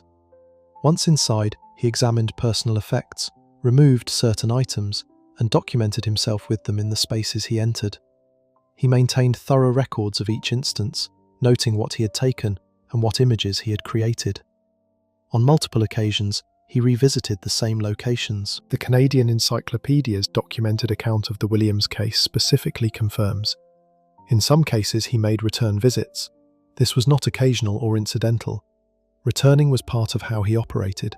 He went back to places he had already been, to homes he had already violated, sometimes taking different items on subsequent visits, sometimes simply to be there again. When victims reported the break-ins to police, investigators found semen at several scenes, left on the victims' personal belongings or bedding. Most of the break-ins went undetected by the victims for days or weeks, and only 26% were ever reported to police. The communities around Tweed began to feel a creeping unease. A local nickname emerged for whoever was doing it. Residents called him the Tweed Creeper. In September 2009, Williams escalated. On September 17th, he broke into the home of a woman in Tweed referred to in court records as Jane Doe, her real name protected by a publication ban. She was asleep when he entered. He bound and blindfolded her, assaulted her, and photographed the assault before leaving. On September 30th, he did the same thing to another Tweed woman named Laurie Massicott, who was also asleep in her home when he broke in. Both women survived and reported the attacks to police. The Ontario Provincial Police issued a public warning and began canvassing the Tweed area door to door, looking for any information that might identify the attacker locals were now openly afraid of. Williams continued presenting himself professionally throughout this period, without any visible disruption to his performance or reputation. He attended military functions, managed CFB Trenton, and gave no outward sign that anything in his life was abnormal. His wife, Mary Elizabeth Harriman, later stated she had been entirely unaware of what her husband was doing. On November 23, 2009, Williams broke into the Brighton home of Corporal Marie-France Comeau, a 27-year-old member of the Canadian Forces who served under his command at CFB Trenton. He bound her, assaulted her repeatedly over the course of several hours, beating her when she resisted, and then took her life. He photographed the entire sequence of events. He buried her body in a wooded area near his Tweed cottage, on property belonging to a neighbour. He later admitted that placing the body there was a deliberate attempt to direct investigative attention toward that neighbour. On January 28, 2010, 27-year-old Jessica Lloyd disappeared from her home in Belleville, Ontario. Lloyd was a vibrant, well-liked young woman with a wide circle of friends and family. Her disappearance was reported quickly and generated significant public attention. Ontario Provincial Police launched an extensive search. During the investigation into Lloyd's disappearance, OPP officers were examining tyre tracks and boot prints found near her home, left in the snow on the night she vanished. The tracks were distinctive. The tyre pattern was specific enough that investigators were able to identify the type of vehicle that had made them. As part of the broader search effort, OPP set up roadside check stops on routes in the area, stopping drivers and checking vehicles. Williams drove through one of those check stops.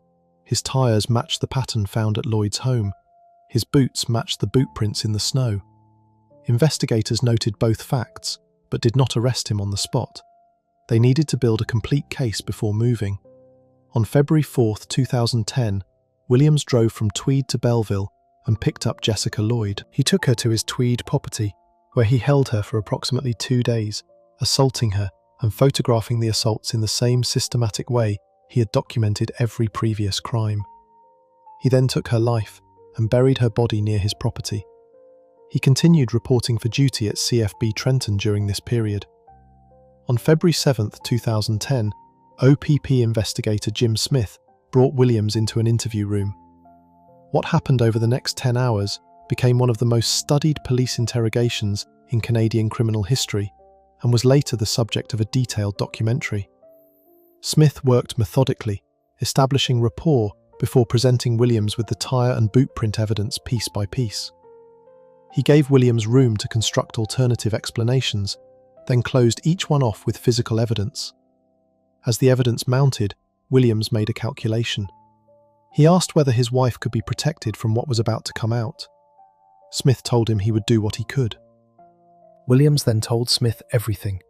He confessed to both murders. He described in detail what he had done to Marie-France Comeau and to Jessica Lloyd. He identified on a map where Jessica Lloyd's body was buried. He told investigators that additional evidence, including the photographs he had taken during his crimes, was stored on computers at his Ottawa home. He directed investigators to the exact locations of files.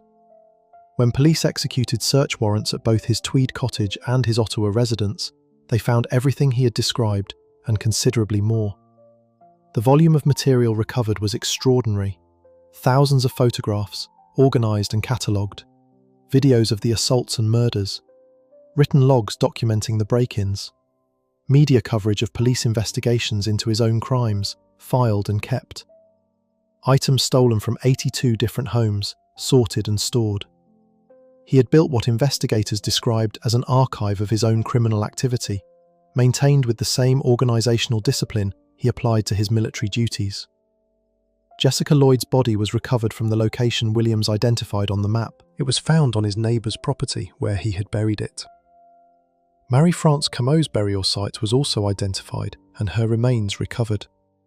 On October 18, 2010, Williams appeared in Ontario Superior Court in Belleville. He pleaded guilty to 2 counts of first-degree murder, 2 counts of forcible confinement with sexual assault, and 82 counts of breaking and entering. The court proceedings lasted several hours. Judge Robert Scott heard victim impact statements from the families of Marie-France Comeau and Jessica Lloyd, from the 2 assault survivors, and from numerous homeowners whose properties Williams had entered without their knowledge. Jessica Lloyd's mother described what it meant to know that the person responsible for her daughter's death had been one of the most senior military officers in the country. Marie-France Comeau's father appeared in court and addressed Williams directly, telling him that he had destroyed something that could never be replaced, and that no sentence could account for what had been taken. Judge Scott sentenced Williams to 2 concurrent life sentences for the murders, with no possibility of parole for 25 years on each count. He also received sentences for all 82 break-in charges.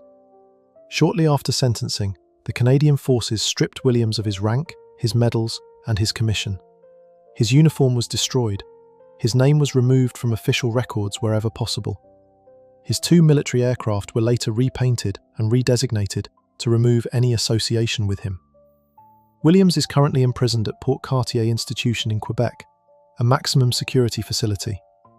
At one point, he attempted to take his own life in prison. A reported suicide note was written in mustard, the only substance available to him at the time. He survived. His wife, Mary Elizabeth Harriman, began divorce proceedings after the arrest. Civil lawsuits were filed by Jane Doe, by Laurie Massicott, and by Jessica Lloyd's family. All were eventually settled for undisclosed amounts.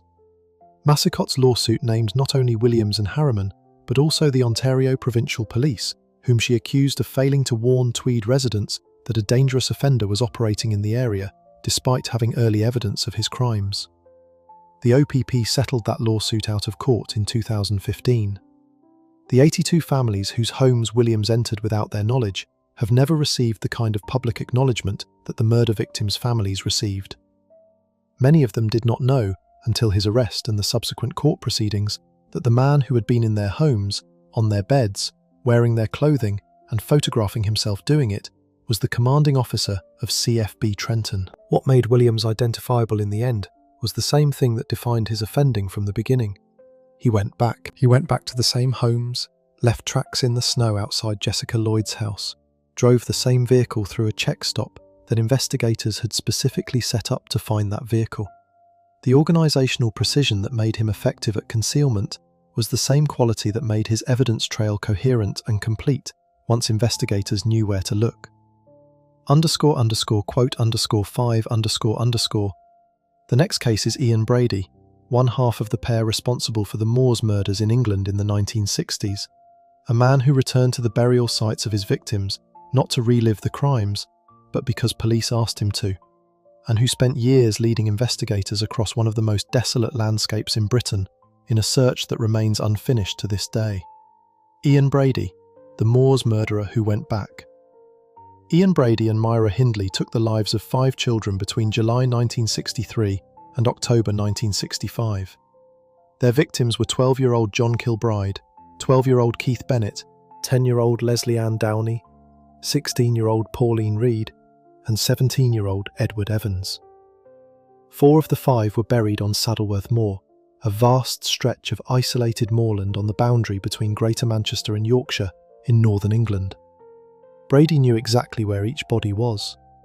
For decades, he used that knowledge as a form of power, controlling how much information he released and when, keeping the mother of one victim in particular in a state of anguish that lasted the rest of her life.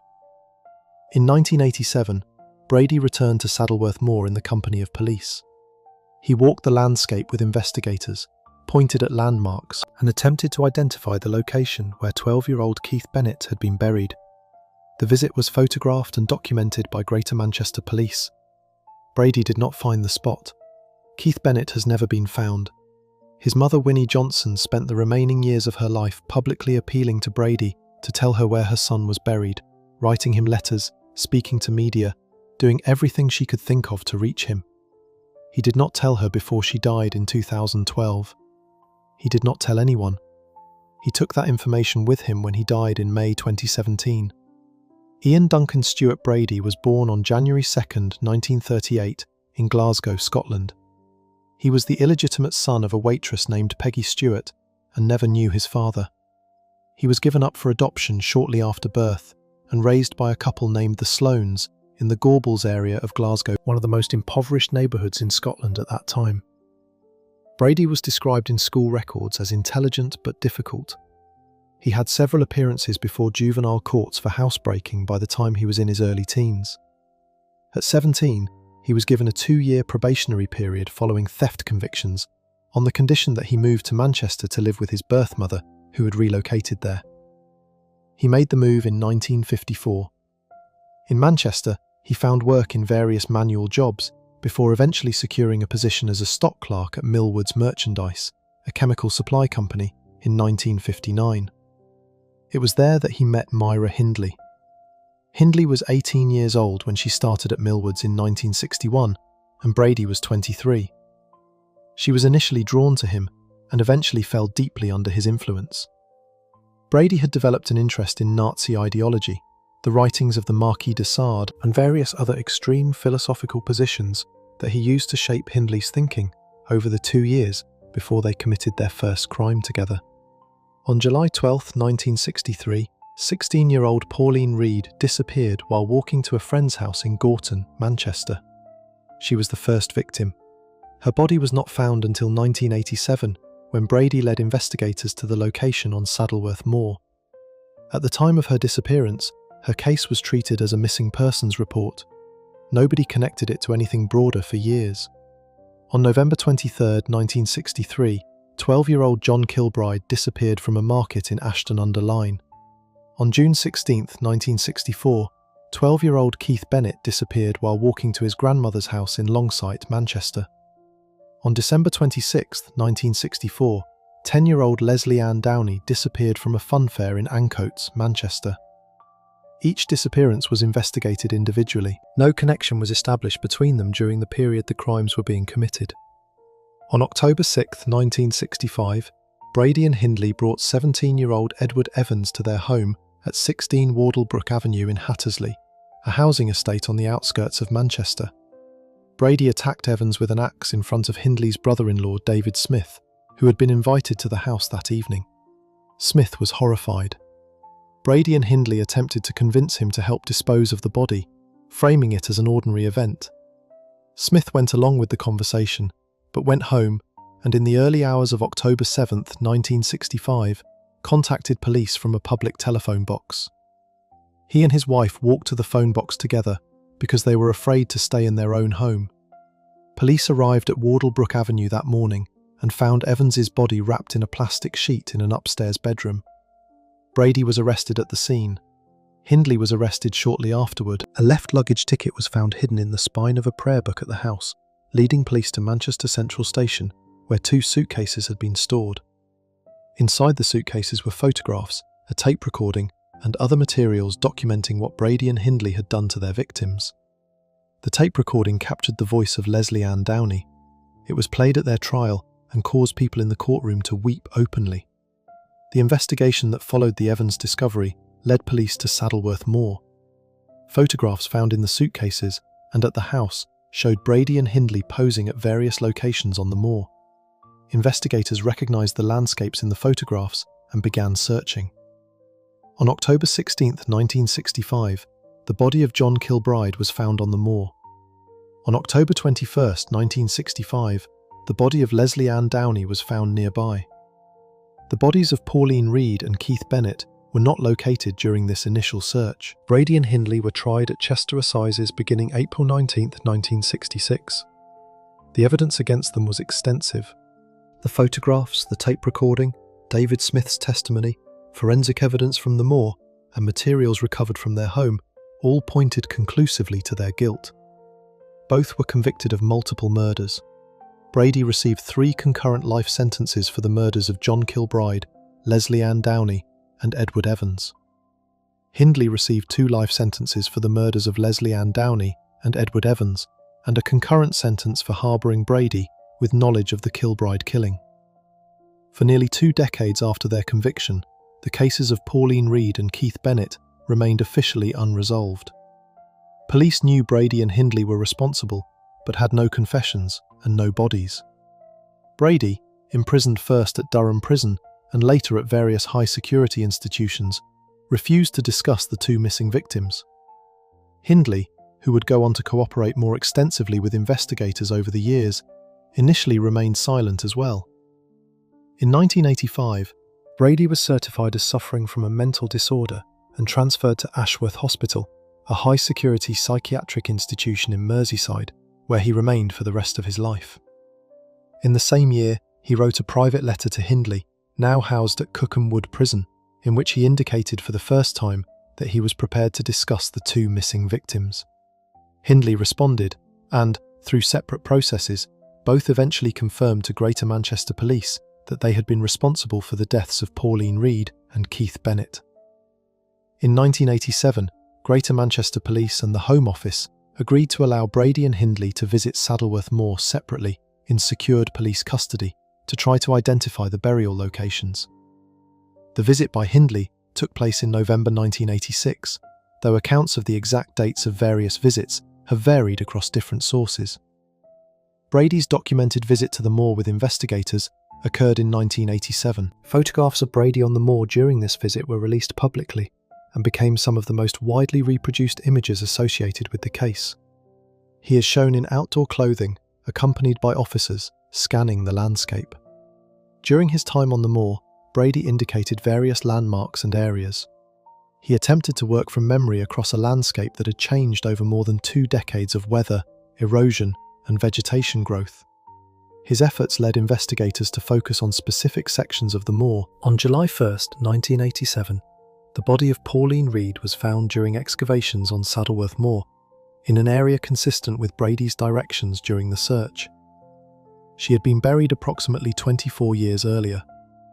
Her family, who had waited all that time without answers, were informed of the discovery. Pauline Reed was finally given a funeral. Keith Bennett was not found. Despite Brady's visit to the moor and subsequent written communications in which he provided various descriptions of the location, the area where Keith was buried has never been identified. Brady wrote letters to Keith's mother, Winnie Johnson, over the years, providing what he described as clues or additional information, but nothing he provided led investigators to the burial site. Greater Manchester Police continued conducting searches of the moor at intervals over the following decades, using increasingly sophisticated ground-penetrating technology as it became available. None of it produced a result. Winnie Johnson began writing to Brady publicly in 2006, producing open letters that were published in newspapers, appealing directly to him to tell her where Keith was so that she could give him a proper burial. She gave interviews describing what it was like to live knowing her son was somewhere on that moor, but not being able to reach him.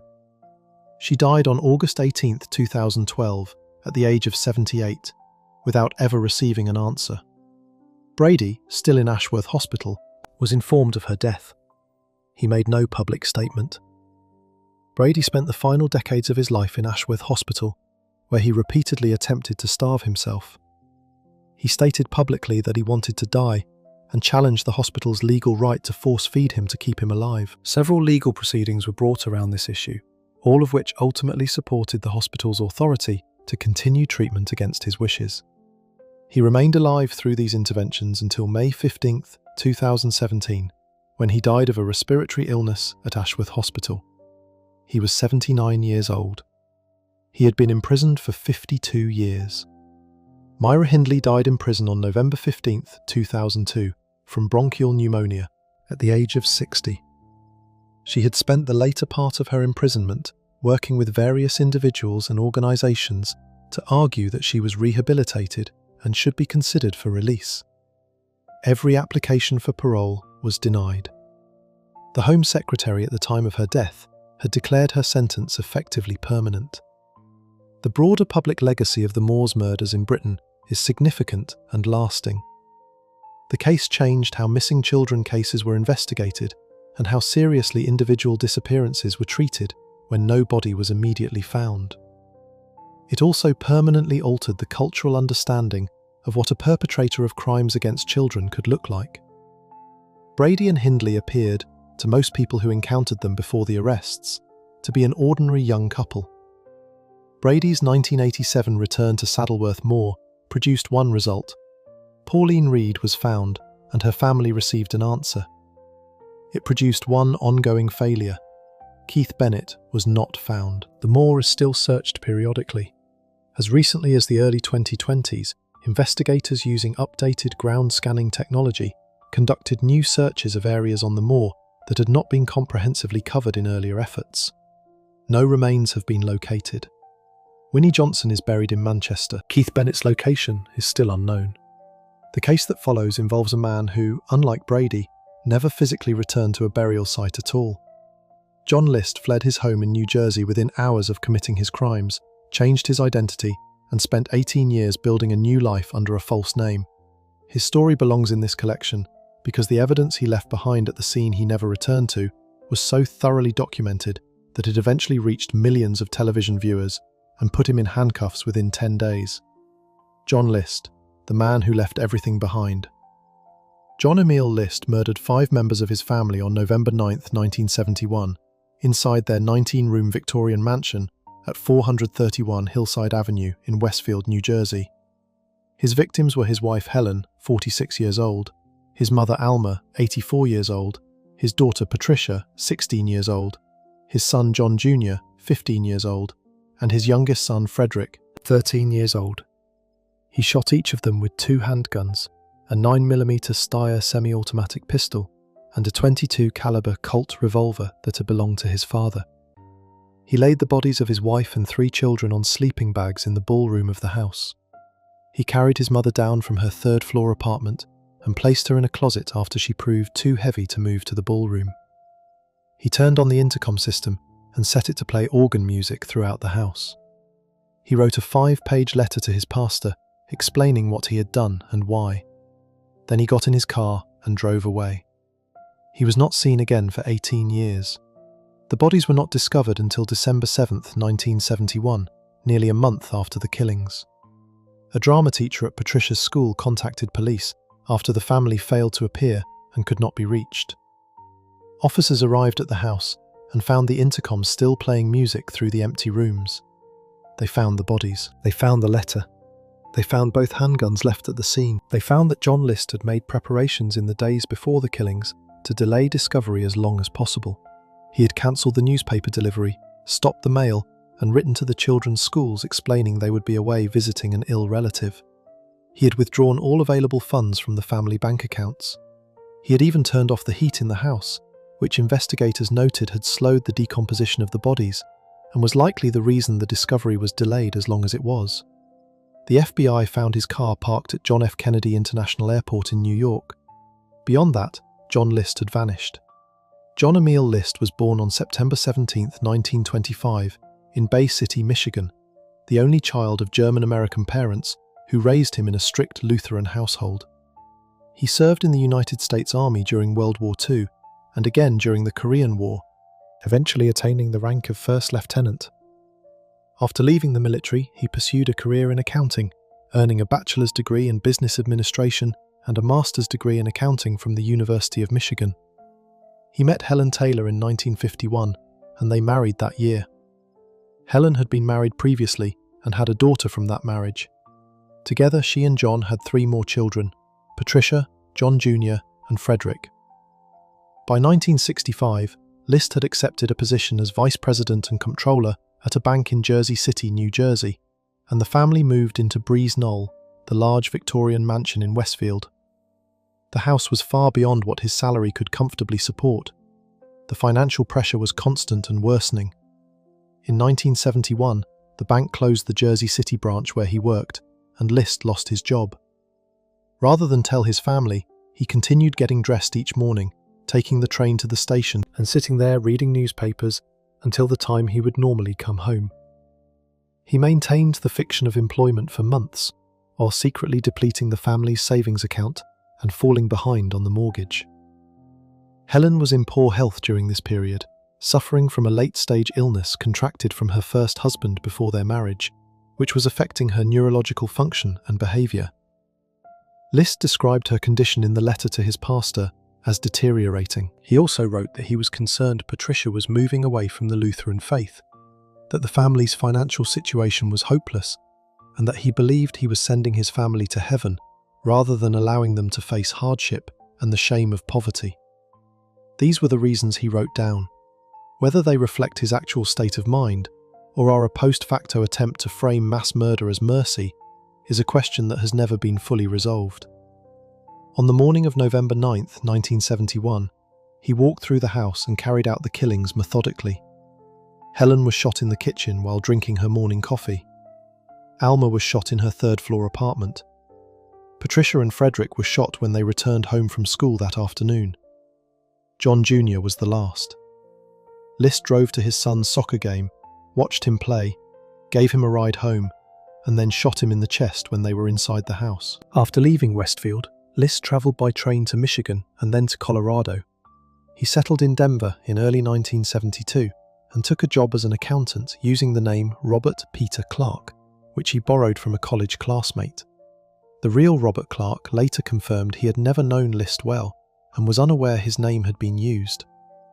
Under the Clark identity, List found work, joined a Lutheran congregation, and ran a carpool for fellow church members. He lived quietly for years, avoiding any situation that might require him to provide fingerprints or submit to a formal background check. In 1979, he took a job as a comptroller at a paper box manufacturing company outside Denver and held it until 1986.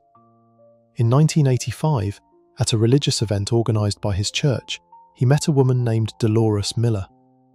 They began a relationship and married that year. In February 1988, the couple moved to a house in the Brandermill neighborhood of Midlothian, Virginia, and List resumed work as an accountant at a small firm called Madrea, Joyner, Kirkham, and Woody. In New Jersey, prosecutors had never stopped working the case. The investigation was formally open. List was on the FBI's most wanted list, but without a lead on his location, there was little to pursue. By the late 1980s, investigators decided to try something that was still relatively new in the context of criminal investigations. They contacted the producers of a television program called America's Most Wanted, which had begun airing on the Fox network in 1988 and had already demonstrated an ability to generate public tips that produced results. The Westfield case was presented to the show's executive producer, Michael Linder. He was interested, but had a specific concern. The only photographs of List available to the public were nearly 2 decades old. Showing an image of a 45-year-old man to viewers in 1989 and asking them to identify someone who was now 63 was unlikely to be effective. Linder suggested bringing in a forensic artist to create an age-progressed representation of what List probably looked like in 1989. The artist selected was Frank Bender, a Philadelphia-based sculptor with a background in forensic reconstruction. Bender studied photographs of List from the 1960s and early 1970s. He also reviewed medical and psychological profiles of List provided by investigators, which described a man who had lived an orderly, disciplined, religious life. Bender used these profiles alongside the photographs to make specific predictions about how List would have aged: the likely development of jowls, a thickening of the neck, the deepening of certain facial features associated with the type of person the profiles described. He created a detailed clay bust. The bust was remarkably accurate. This would only become apparent after the arrest, when photographs of the bust were placed alongside photographs of the actual 63-year-old John List. The resemblance was striking enough that journalists and investigators both noted it publicly. America's Most Wanted aired the Westfield case on May 21, 1989. The segment included the clay bust, the background of the case, the details of the 5 killings, and an appeal for anyone who recognized List to contact the show. The response was immediate. More than 200 tips came in from across the country. One of those tips came from a woman in Denver, Colorado, who had been List's neighbor there before he moved to Virginia. She had seen his photograph in a tabloid newspaper in 1987 and thought at the time that the man described as a fugitive looked like the person she knew as Robert Clark. She had not acted on the suspicion at the time. When America's Most Wanted aired the segment 2 years later, it reminded her of that earlier recognition. She called the show and told them that Robert Clark had moved to Virginia and provided the general area. Investigators tracked the lead to Midlothian, Virginia. They located Robert Peter Clark, working at the accounting firm, and identified him as a strong match. One detail from the original case records proved decisive before the arrest. List had a distinctive scar behind one ear. Officers conducting surveillance confirmed the scar was present on the man they were watching. John List was arrested at the Madrea, Joyner, Kirkham and Woody accounting office on June 1, 1989, 10 days after the America's Most Wanted broadcast. He was 63 years old. He denied being John List for several months, maintaining the Robert Clark identity even after his extradition to New Jersey. Fingerprints taken from his military service records were compared to prints taken at his arrest and confirmed his identity conclusively on February 16, 1990. His trial took place in 1990. The defense argued that List had been suffering from significant mental health difficulties at the time of the killings and presented testimony from psychologists. The prosecution argued that the level of planning involved, including the written letter, the cancellation of deliveries, the financial withdrawals, and the methodical sequence of the killings, demonstrated a man in full control of his actions. The jury sided with the prosecution. On April 12, 1990, John List was convicted on 5 counts of first-degree murder. On May 1, 1990, he was sentenced to 5 consecutive terms of life imprisonment, making him ineligible for parole for effectively the remainder of his natural life. He was transferred to New Jersey State Prison in Trenton. He gave one notable interview to journalist Connie Chung of ABC News, which aired in February 2001. In that interview, he expressed his belief that when he reached heaven, his family would either have forgiven him or would not be aware of what had occurred. He showed no conventional remorse. He died in prison on March 21, 2008, at the age of 82, of complications from pneumonia. Breeze Knoll, the house at 431 Hillside Avenue in Westfield, was destroyed by fire in August 1972, 9 months after the murders. The cause of the fire was never conclusively determined. The lot was eventually sold and a new house was built on the property. The List case is the only one in this collection where the killer made a deliberate choice not to return. He left everything behind as completely as he could manage and rebuilt himself from nothing somewhere else. What brought him down was the evidence at the scene he had walked away from, specifically the 5-page letter he had left for his pastor, which told police exactly who was responsible, and the photographs that allowed Frank Bender to reconstruct his face across 18 years of aging. He planned his escape with the same careful attention he brought to everything else in his life. He simply could not account for the fact that somebody would eventually find a way to show the country what he looked like at 63. Quote, _7__. The next case is Gary Ridgway, a man who took a completely different approach, returning not to escape detection, but drawn back by compulsion, visiting the locations where he had left his victims repeatedly over the years, and whose crimes went unconnected to him for nearly 2 decades, despite investigators having his DNA on file from 1987. Gary Ridgway, the Green River Killer. Gary Leon Ridgway killed at least 49 women in Washington state between 1982 and 1998. He is the most prolific convicted serial killer in United States history. He targeted women and girls who were runaways or involved in street-level adult work along Pacific Highway South in King County, choosing them specifically because he believed, as he later told investigators directly, that they would not be reported missing quickly and might never be reported missing at all. He was right about that for nearly 2 decades. He killed, dumped the bodies in remote wooded areas, and then went back to them, repeatedly. He told investigators after his arrest that returning to his victims reduced his urge to find new ones. He framed it as a form of self-management. Investigators framed it as what it was, a compulsion he had no real control over. He was arrested on November 30th, 2001, leaving the Kenworth Truck Factory in Renton, Washington, where he had worked as a commercial truck painter for 30 years. The DNA sample that matched him to 4 victims had been sitting in an evidence file since 1987, 14 years earlier. The technology to make the match did not exist when the sample was taken. By the time it did, Ridgway had been living a completely ordinary, visible life, attending church, maintaining his job, and telling people around him nothing unusual at all. Gary Leon Ridgway was born on February 18, 1949, in Salt Lake City, Utah. His family moved to the Seattle area when he was young, and he grew up in the suburbs south of the city, close to the stretch of Pacific Highway South that would later become the hunting ground for his crimes. He struggled academically throughout school, later disclosing that he had a low IQ score and significant reading difficulties. He served in the United States Navy from 1969 to 1971 and was deployed to Vietnam. He returned to Washington after his service and eventually found work at Kenworth Truck Company, painting the cabs of large commercial vehicles. He held that job for 3 decades. He married 3 times. His first 2 marriages ended in divorce. In 1988, he married a woman named Judith Lynch at a costume party, both of them dressed as pirates. Judith later stated that she had no knowledge of what her husband was doing and described him as a devoted, if sometimes controlling, partner. She was not charged with any offence.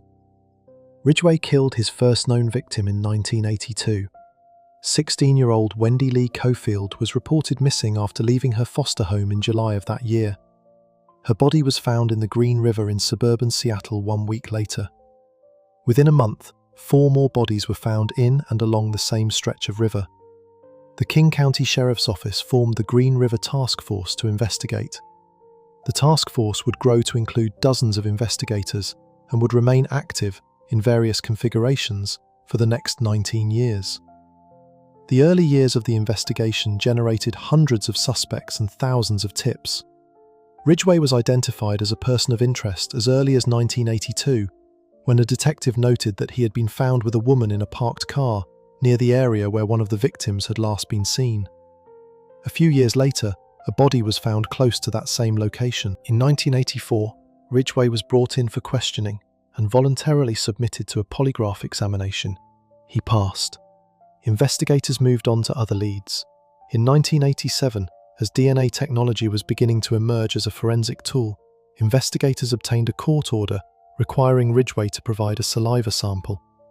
The technology available at that time was not sensitive enough to produce a usable comparison between his sample and the biological material recovered from some of the victims. The sample was stored. The case against Ridgway stalled. He was not considered an active suspect. Through the late 1980s and into the 1990s, Ridgway continued killing. He later confessed to murders in 1987, 1990, and as late as 1998, though the majority of his victims were killed between 1982 and 1984. He developed specific methods for reducing the chance of detection. He dumped bodies in clusters across different areas to make geographic profiling harder. He occasionally placed cigarette butts, chewing gum wrappers, and other small items belonging to other people near the bodies, deliberately planting misleading evidence to redirect investigators. He transported some victims' remains across state lines into Oregon to create false geographical trails and complicate jurisdictional boundaries. He clipped the fingernails of some victims who had scratched him during the attack, removing potential DNA evidence before dumping the body. He also returned to the dump sites after leaving the bodies there. In his confession, Ridgway described this behavior in direct terms. He stated that returning to the locations where he had left his victims provided him with a form of continued contact that reduced his drive to find new victims. He presented it as deliberate and calculated, a method of spacing out the killings. Whether that explanation accurately reflects his psychology or is a post-arrest rationalization is a question forensic investigators have debated. What is documented and confirmed is that the return visits happened consistently across his years of offending. He also described in his confession that he occasionally moved remains between visits, repositioning what he found when he returned.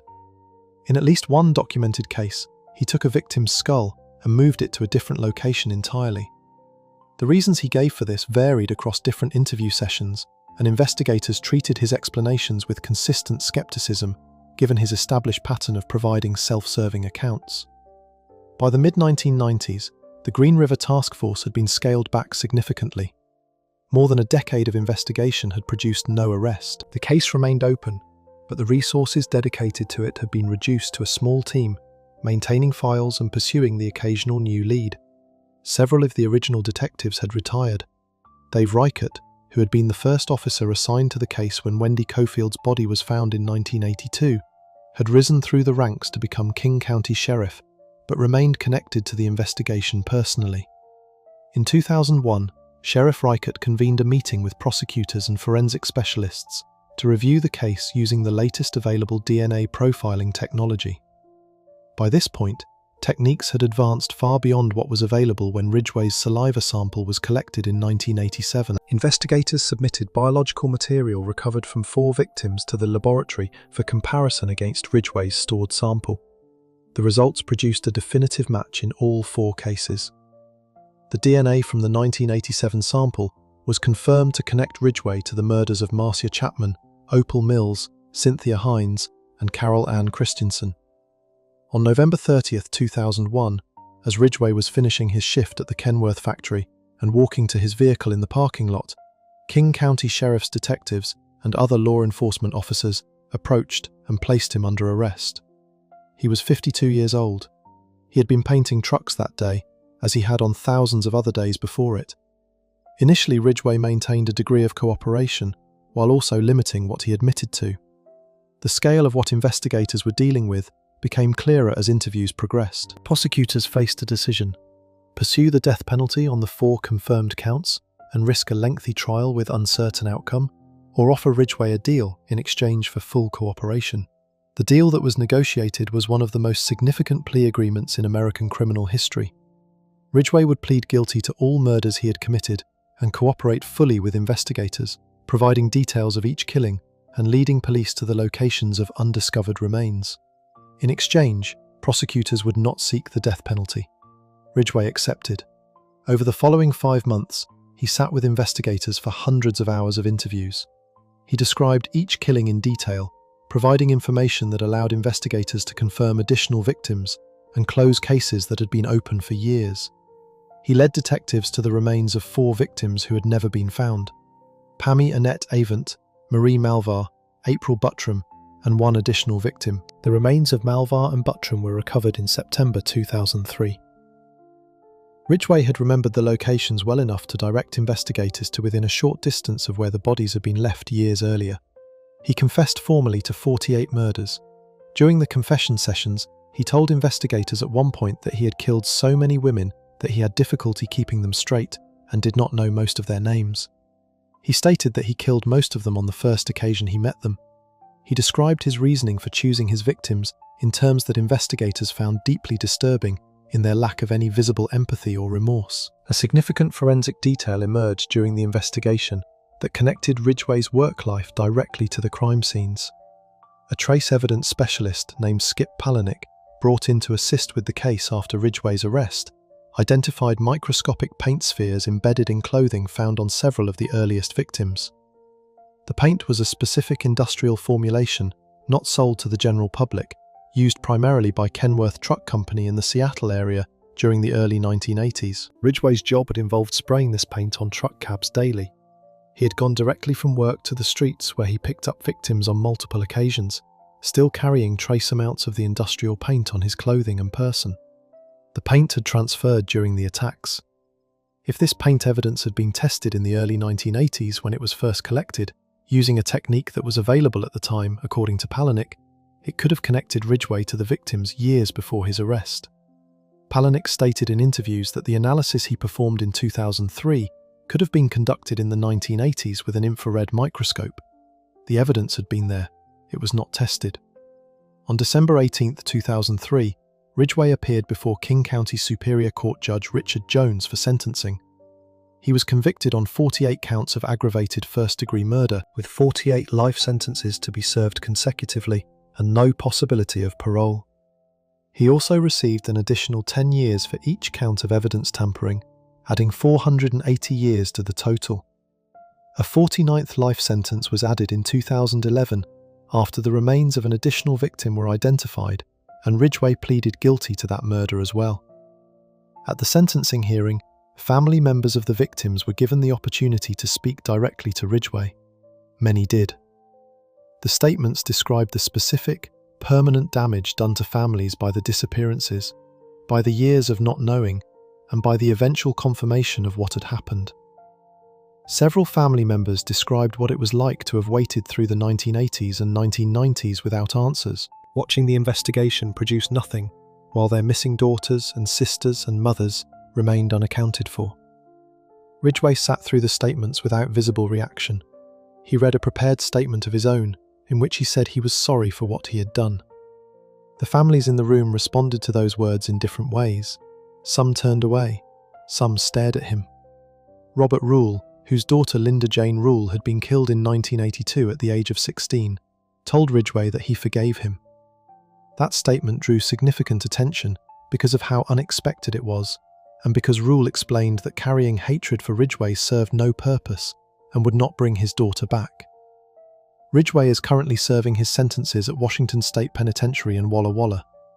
In September 2024, he was temporarily transferred to King County Jail after telling investigators he could help locate the remains of additional victims. Court documents unsealed following that transfer confirmed the nature of the arrangement. Whether his information produced any results was not publicly disclosed by the Sheriff's Office, which stated only that the relevant cases remained open. The families of victims whose remains were never recovered continue to wait. The task force that hunted Ridgway for 19 years officially identified 49 confirmed victims. Ridgway himself has claimed totals as high as 71 at different points in different interviews.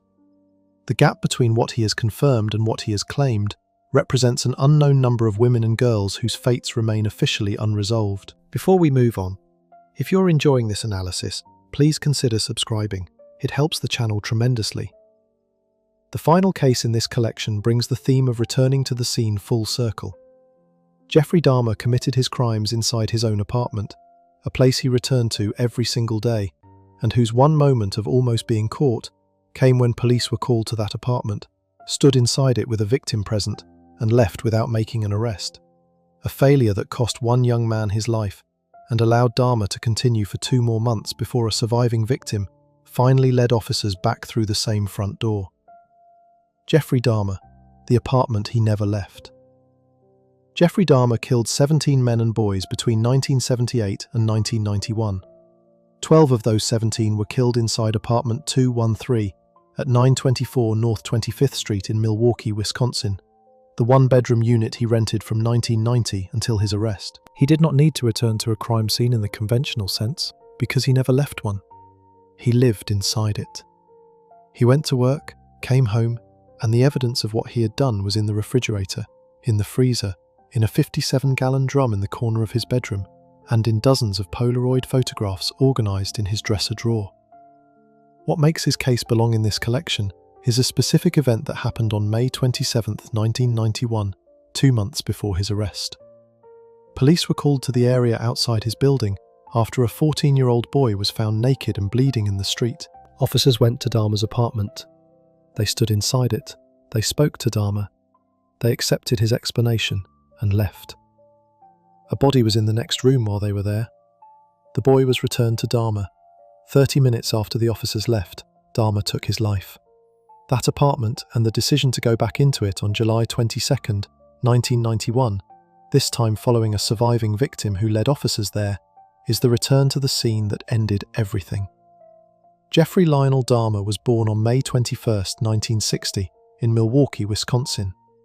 His parents were Lionel Dahmer, a chemist, and Joyce Flint. The family later moved to Bath Township, Ohio. Dahmer was described by people who knew him in childhood as initially a cheerful and energetic boy who became progressively more withdrawn and flat in affect as he reached adolescence. He collected animal carcasses and kept bones in jars.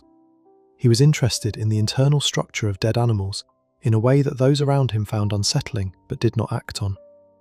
He committed his first killing in June 1978, shortly after graduating from high school in Ohio.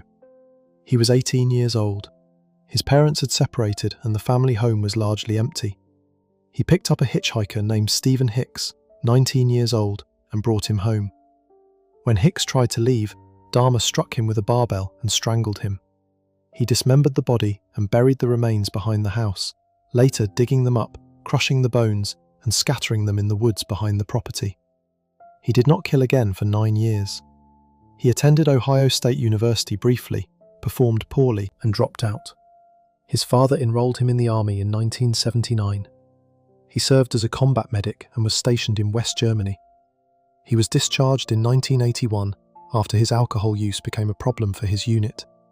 He returned to the United States, spent time in Florida, and eventually moved back to Wisconsin, where he lived for a period with his grandmother in West Allis. Between 1987 and 1988, while living in his grandmother's home, he killed 3 more men. His grandmother noticed unusual smells from the basement and found his behavior increasingly strange, eventually asking him to move out. In 1988, Dahmer secured his own apartment in Milwaukee. Almost immediately, he was arrested for giving alcohol to a 13-year-old boy and inappropriately touching him. He was convicted of second-degree assault and enticement of a child and received a 1-year sentence with 5 years of probation to follow. He served 10 months, was released in 1990, and moved into apartment 213 at 924 North 25th Street. His probation officer was required to check on him regularly. Dahmer told the officer he was doing well and attending outpatient sessions. The officer did not request a home inspection that would have revealed what was happening inside the apartment. From the moment Dahmer moved into apartment 213, he began killing at a rate that accelerated steadily over the following 14 months. In 1990, he killed 4 men. In 1991, he killed 8 more before his arrest in July of that year. His method was consistent. He would meet men at bars, shopping malls, or on the street, offer them money to pose for photographs, or simply to spend time at his apartment, and then drug their drinks with sleeping tablets he had obtained. Once they were incapacitated, he would strangle them. He would then photograph the bodies, dismember them, and dispose of the remains in various ways. He kept skulls. He kept other body parts in the refrigerator and freezer. He dissolved some remains in a drum of acid solution. He kept the photographs organized in an album. Neighbors in the building reported persistent foul smells coming from apartment 213 throughout this period. Dahmer told anyone who asked that his freezer had broken down and meat had spoiled, or offered other explanations that people accepted because he delivered them calmly and appeared to be a quiet, polite tenant who caused no obvious trouble. On May 26, 1991, Dahmer encountered 14-year-old Konorak Synthesom at the Grand Avenue Mall in Milwaukee. He offered the boy money to come to his apartment and pose for photographs. Once there, Dahmer drugged him and took photographs. He then left the apartment to go and buy beer, leaving Synthesom unconscious inside. While Dahmer was gone, Synthesom regained partial consciousness and made his way out of the apartment and down to the street. He was found by 2 young women, Sandra Smith and Nicole Childress, who described him as a small boy, naked, bleeding, and barely able to stand. They called 911. 3 Milwaukee Police Department officers responded: John Balsazak, Joseph Gabrish, and Richard Porobkan. Dahmer returned while the officers were on the scene. He approached calmly and told the officers that Synthesom was his 19-year-old boyfriend, that they had been drinking, and that the boy had a habit of wandering when he had too much to consume. Smith and Childress protested directly to the officers, telling them the boy was not an adult and that something was seriously wrong. The officers did not treat their concern as credible. They walked with Dahmer and Cynthia Somphone back to apartment 213. Inside the apartment, Dahmer showed them Polaroid photographs he had taken of Cynthia Somphone earlier, presenting them as evidence of a normal relationship. The officers noted a smell in the apartment, but accepted Dahmer's explanation that it was from fish he was defrosting. They left Cynthia Somphone there and filed a report classifying the incident as a domestic dispute between adult males. The body of a man named Anthony Hughes, who Dahmer had killed 3 days earlier, was in the bedroom of the apartment while the officers were present. Approximately 30 minutes after the officers left, Dahmer took Konorak Cynthia Somphone's life. He was 14 years old. He was the younger brother of the boy Dahmer had been convicted of assaulting in 1988, though Dahmer stated he was unaware of this connection at the time. Baltazak and Gabrish were dismissed from the Milwaukee Police Department following an internal investigation after Dahmer's arrest. A legal proceeding brought by Cynthia Somphone's family argued that the officers had violated his civil rights. The court ultimately dismissed that specific claim, determining that the officers could not have been expected to recognise the danger given the information available to them at the time. The family reached a financial settlement with the city of Milwaukee for $850,000. On July 22, 1991, 32-year-old Tracy Edwards agreed to go to Dahmer's apartment after Dahmer offered him money and companionship. Once inside, Dahmer handcuffed one of Edwards' wrists and held a large knife to his chest. He told Edwards he intended to cut out his heart. Over the course of approximately 4 hours, Edwards remained calm and talked to Dahmer, looking for an opportunity. He noticed the smell in the apartment. He observed a large blue drum in the corner of the bedroom. He kept Dahmer talking. At around 11:30 that evening, Edwards punched Dahmer in the face and ran out of the apartment with the handcuff still attached to his wrist. He ran into the street and flagged down a Milwaukee Police Department patrol car. Officers Robert Routh and Rolf Mueller were on duty. Edwards told them what had happened and directed them back to Dahmer's apartment.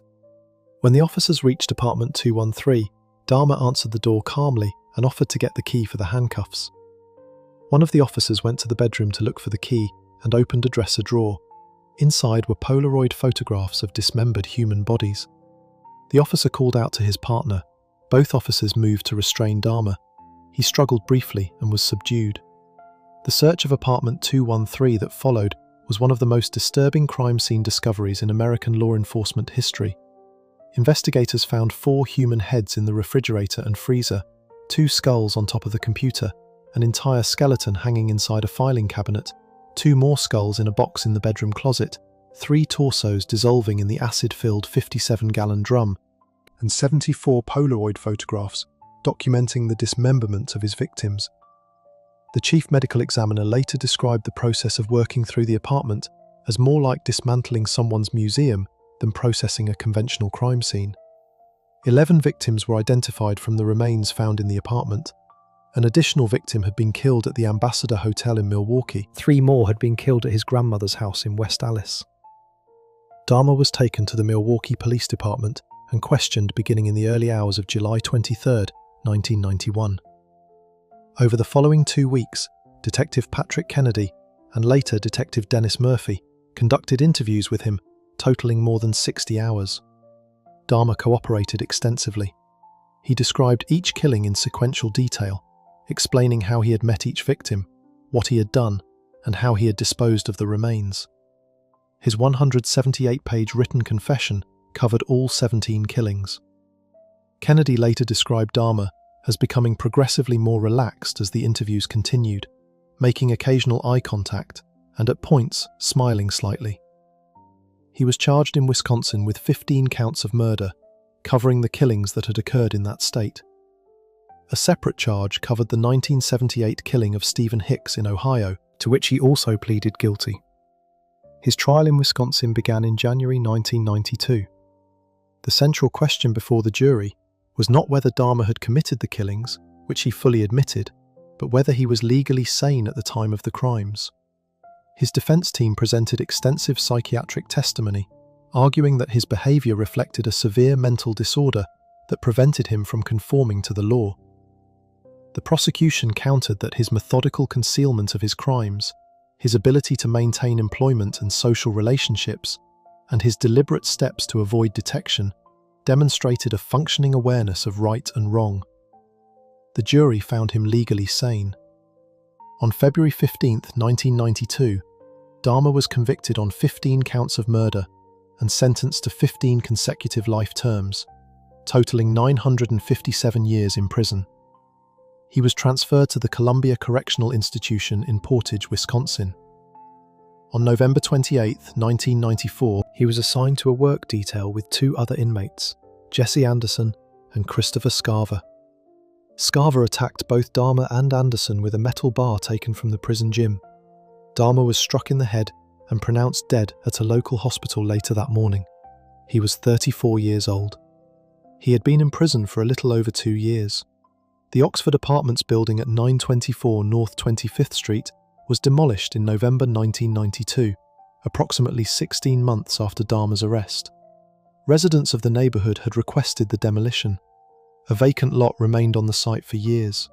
Community members in Milwaukee have continued, in the decades since, to debate how the failures that allowed Dahmer to keep killing for as long as he did should be understood and acknowledged. The police response to the Synthosom phone incident in particular has remained a point of sustained and unresolved public discussion. The families of Dahmer's 17 victims have navigated the decades since his arrest in different ways. Some have spoken publicly at length about the impact on their lives. Others have maintained complete privacy. Several have expressed frustration that Dahmer's name continues to generate media attention, books, documentaries, and dramatizations, while the names of the people he killed receive far less sustained focus. Tracy Edwards, whose escape from apartment 213 on the night of July 22, 1991, brought police back through Dahmer's front door and ended his killing, was later himself convicted of an unrelated offence in 2011 and served prison time. His role in Dahmer's arrest remains the central and defining fact of how that case ended. A man who kept his composure over 4 hours inside that apartment found his moment and ran. If you enjoyed this breakdown, make sure to subscribe. Thanks for watching, and I'll see you in the next one.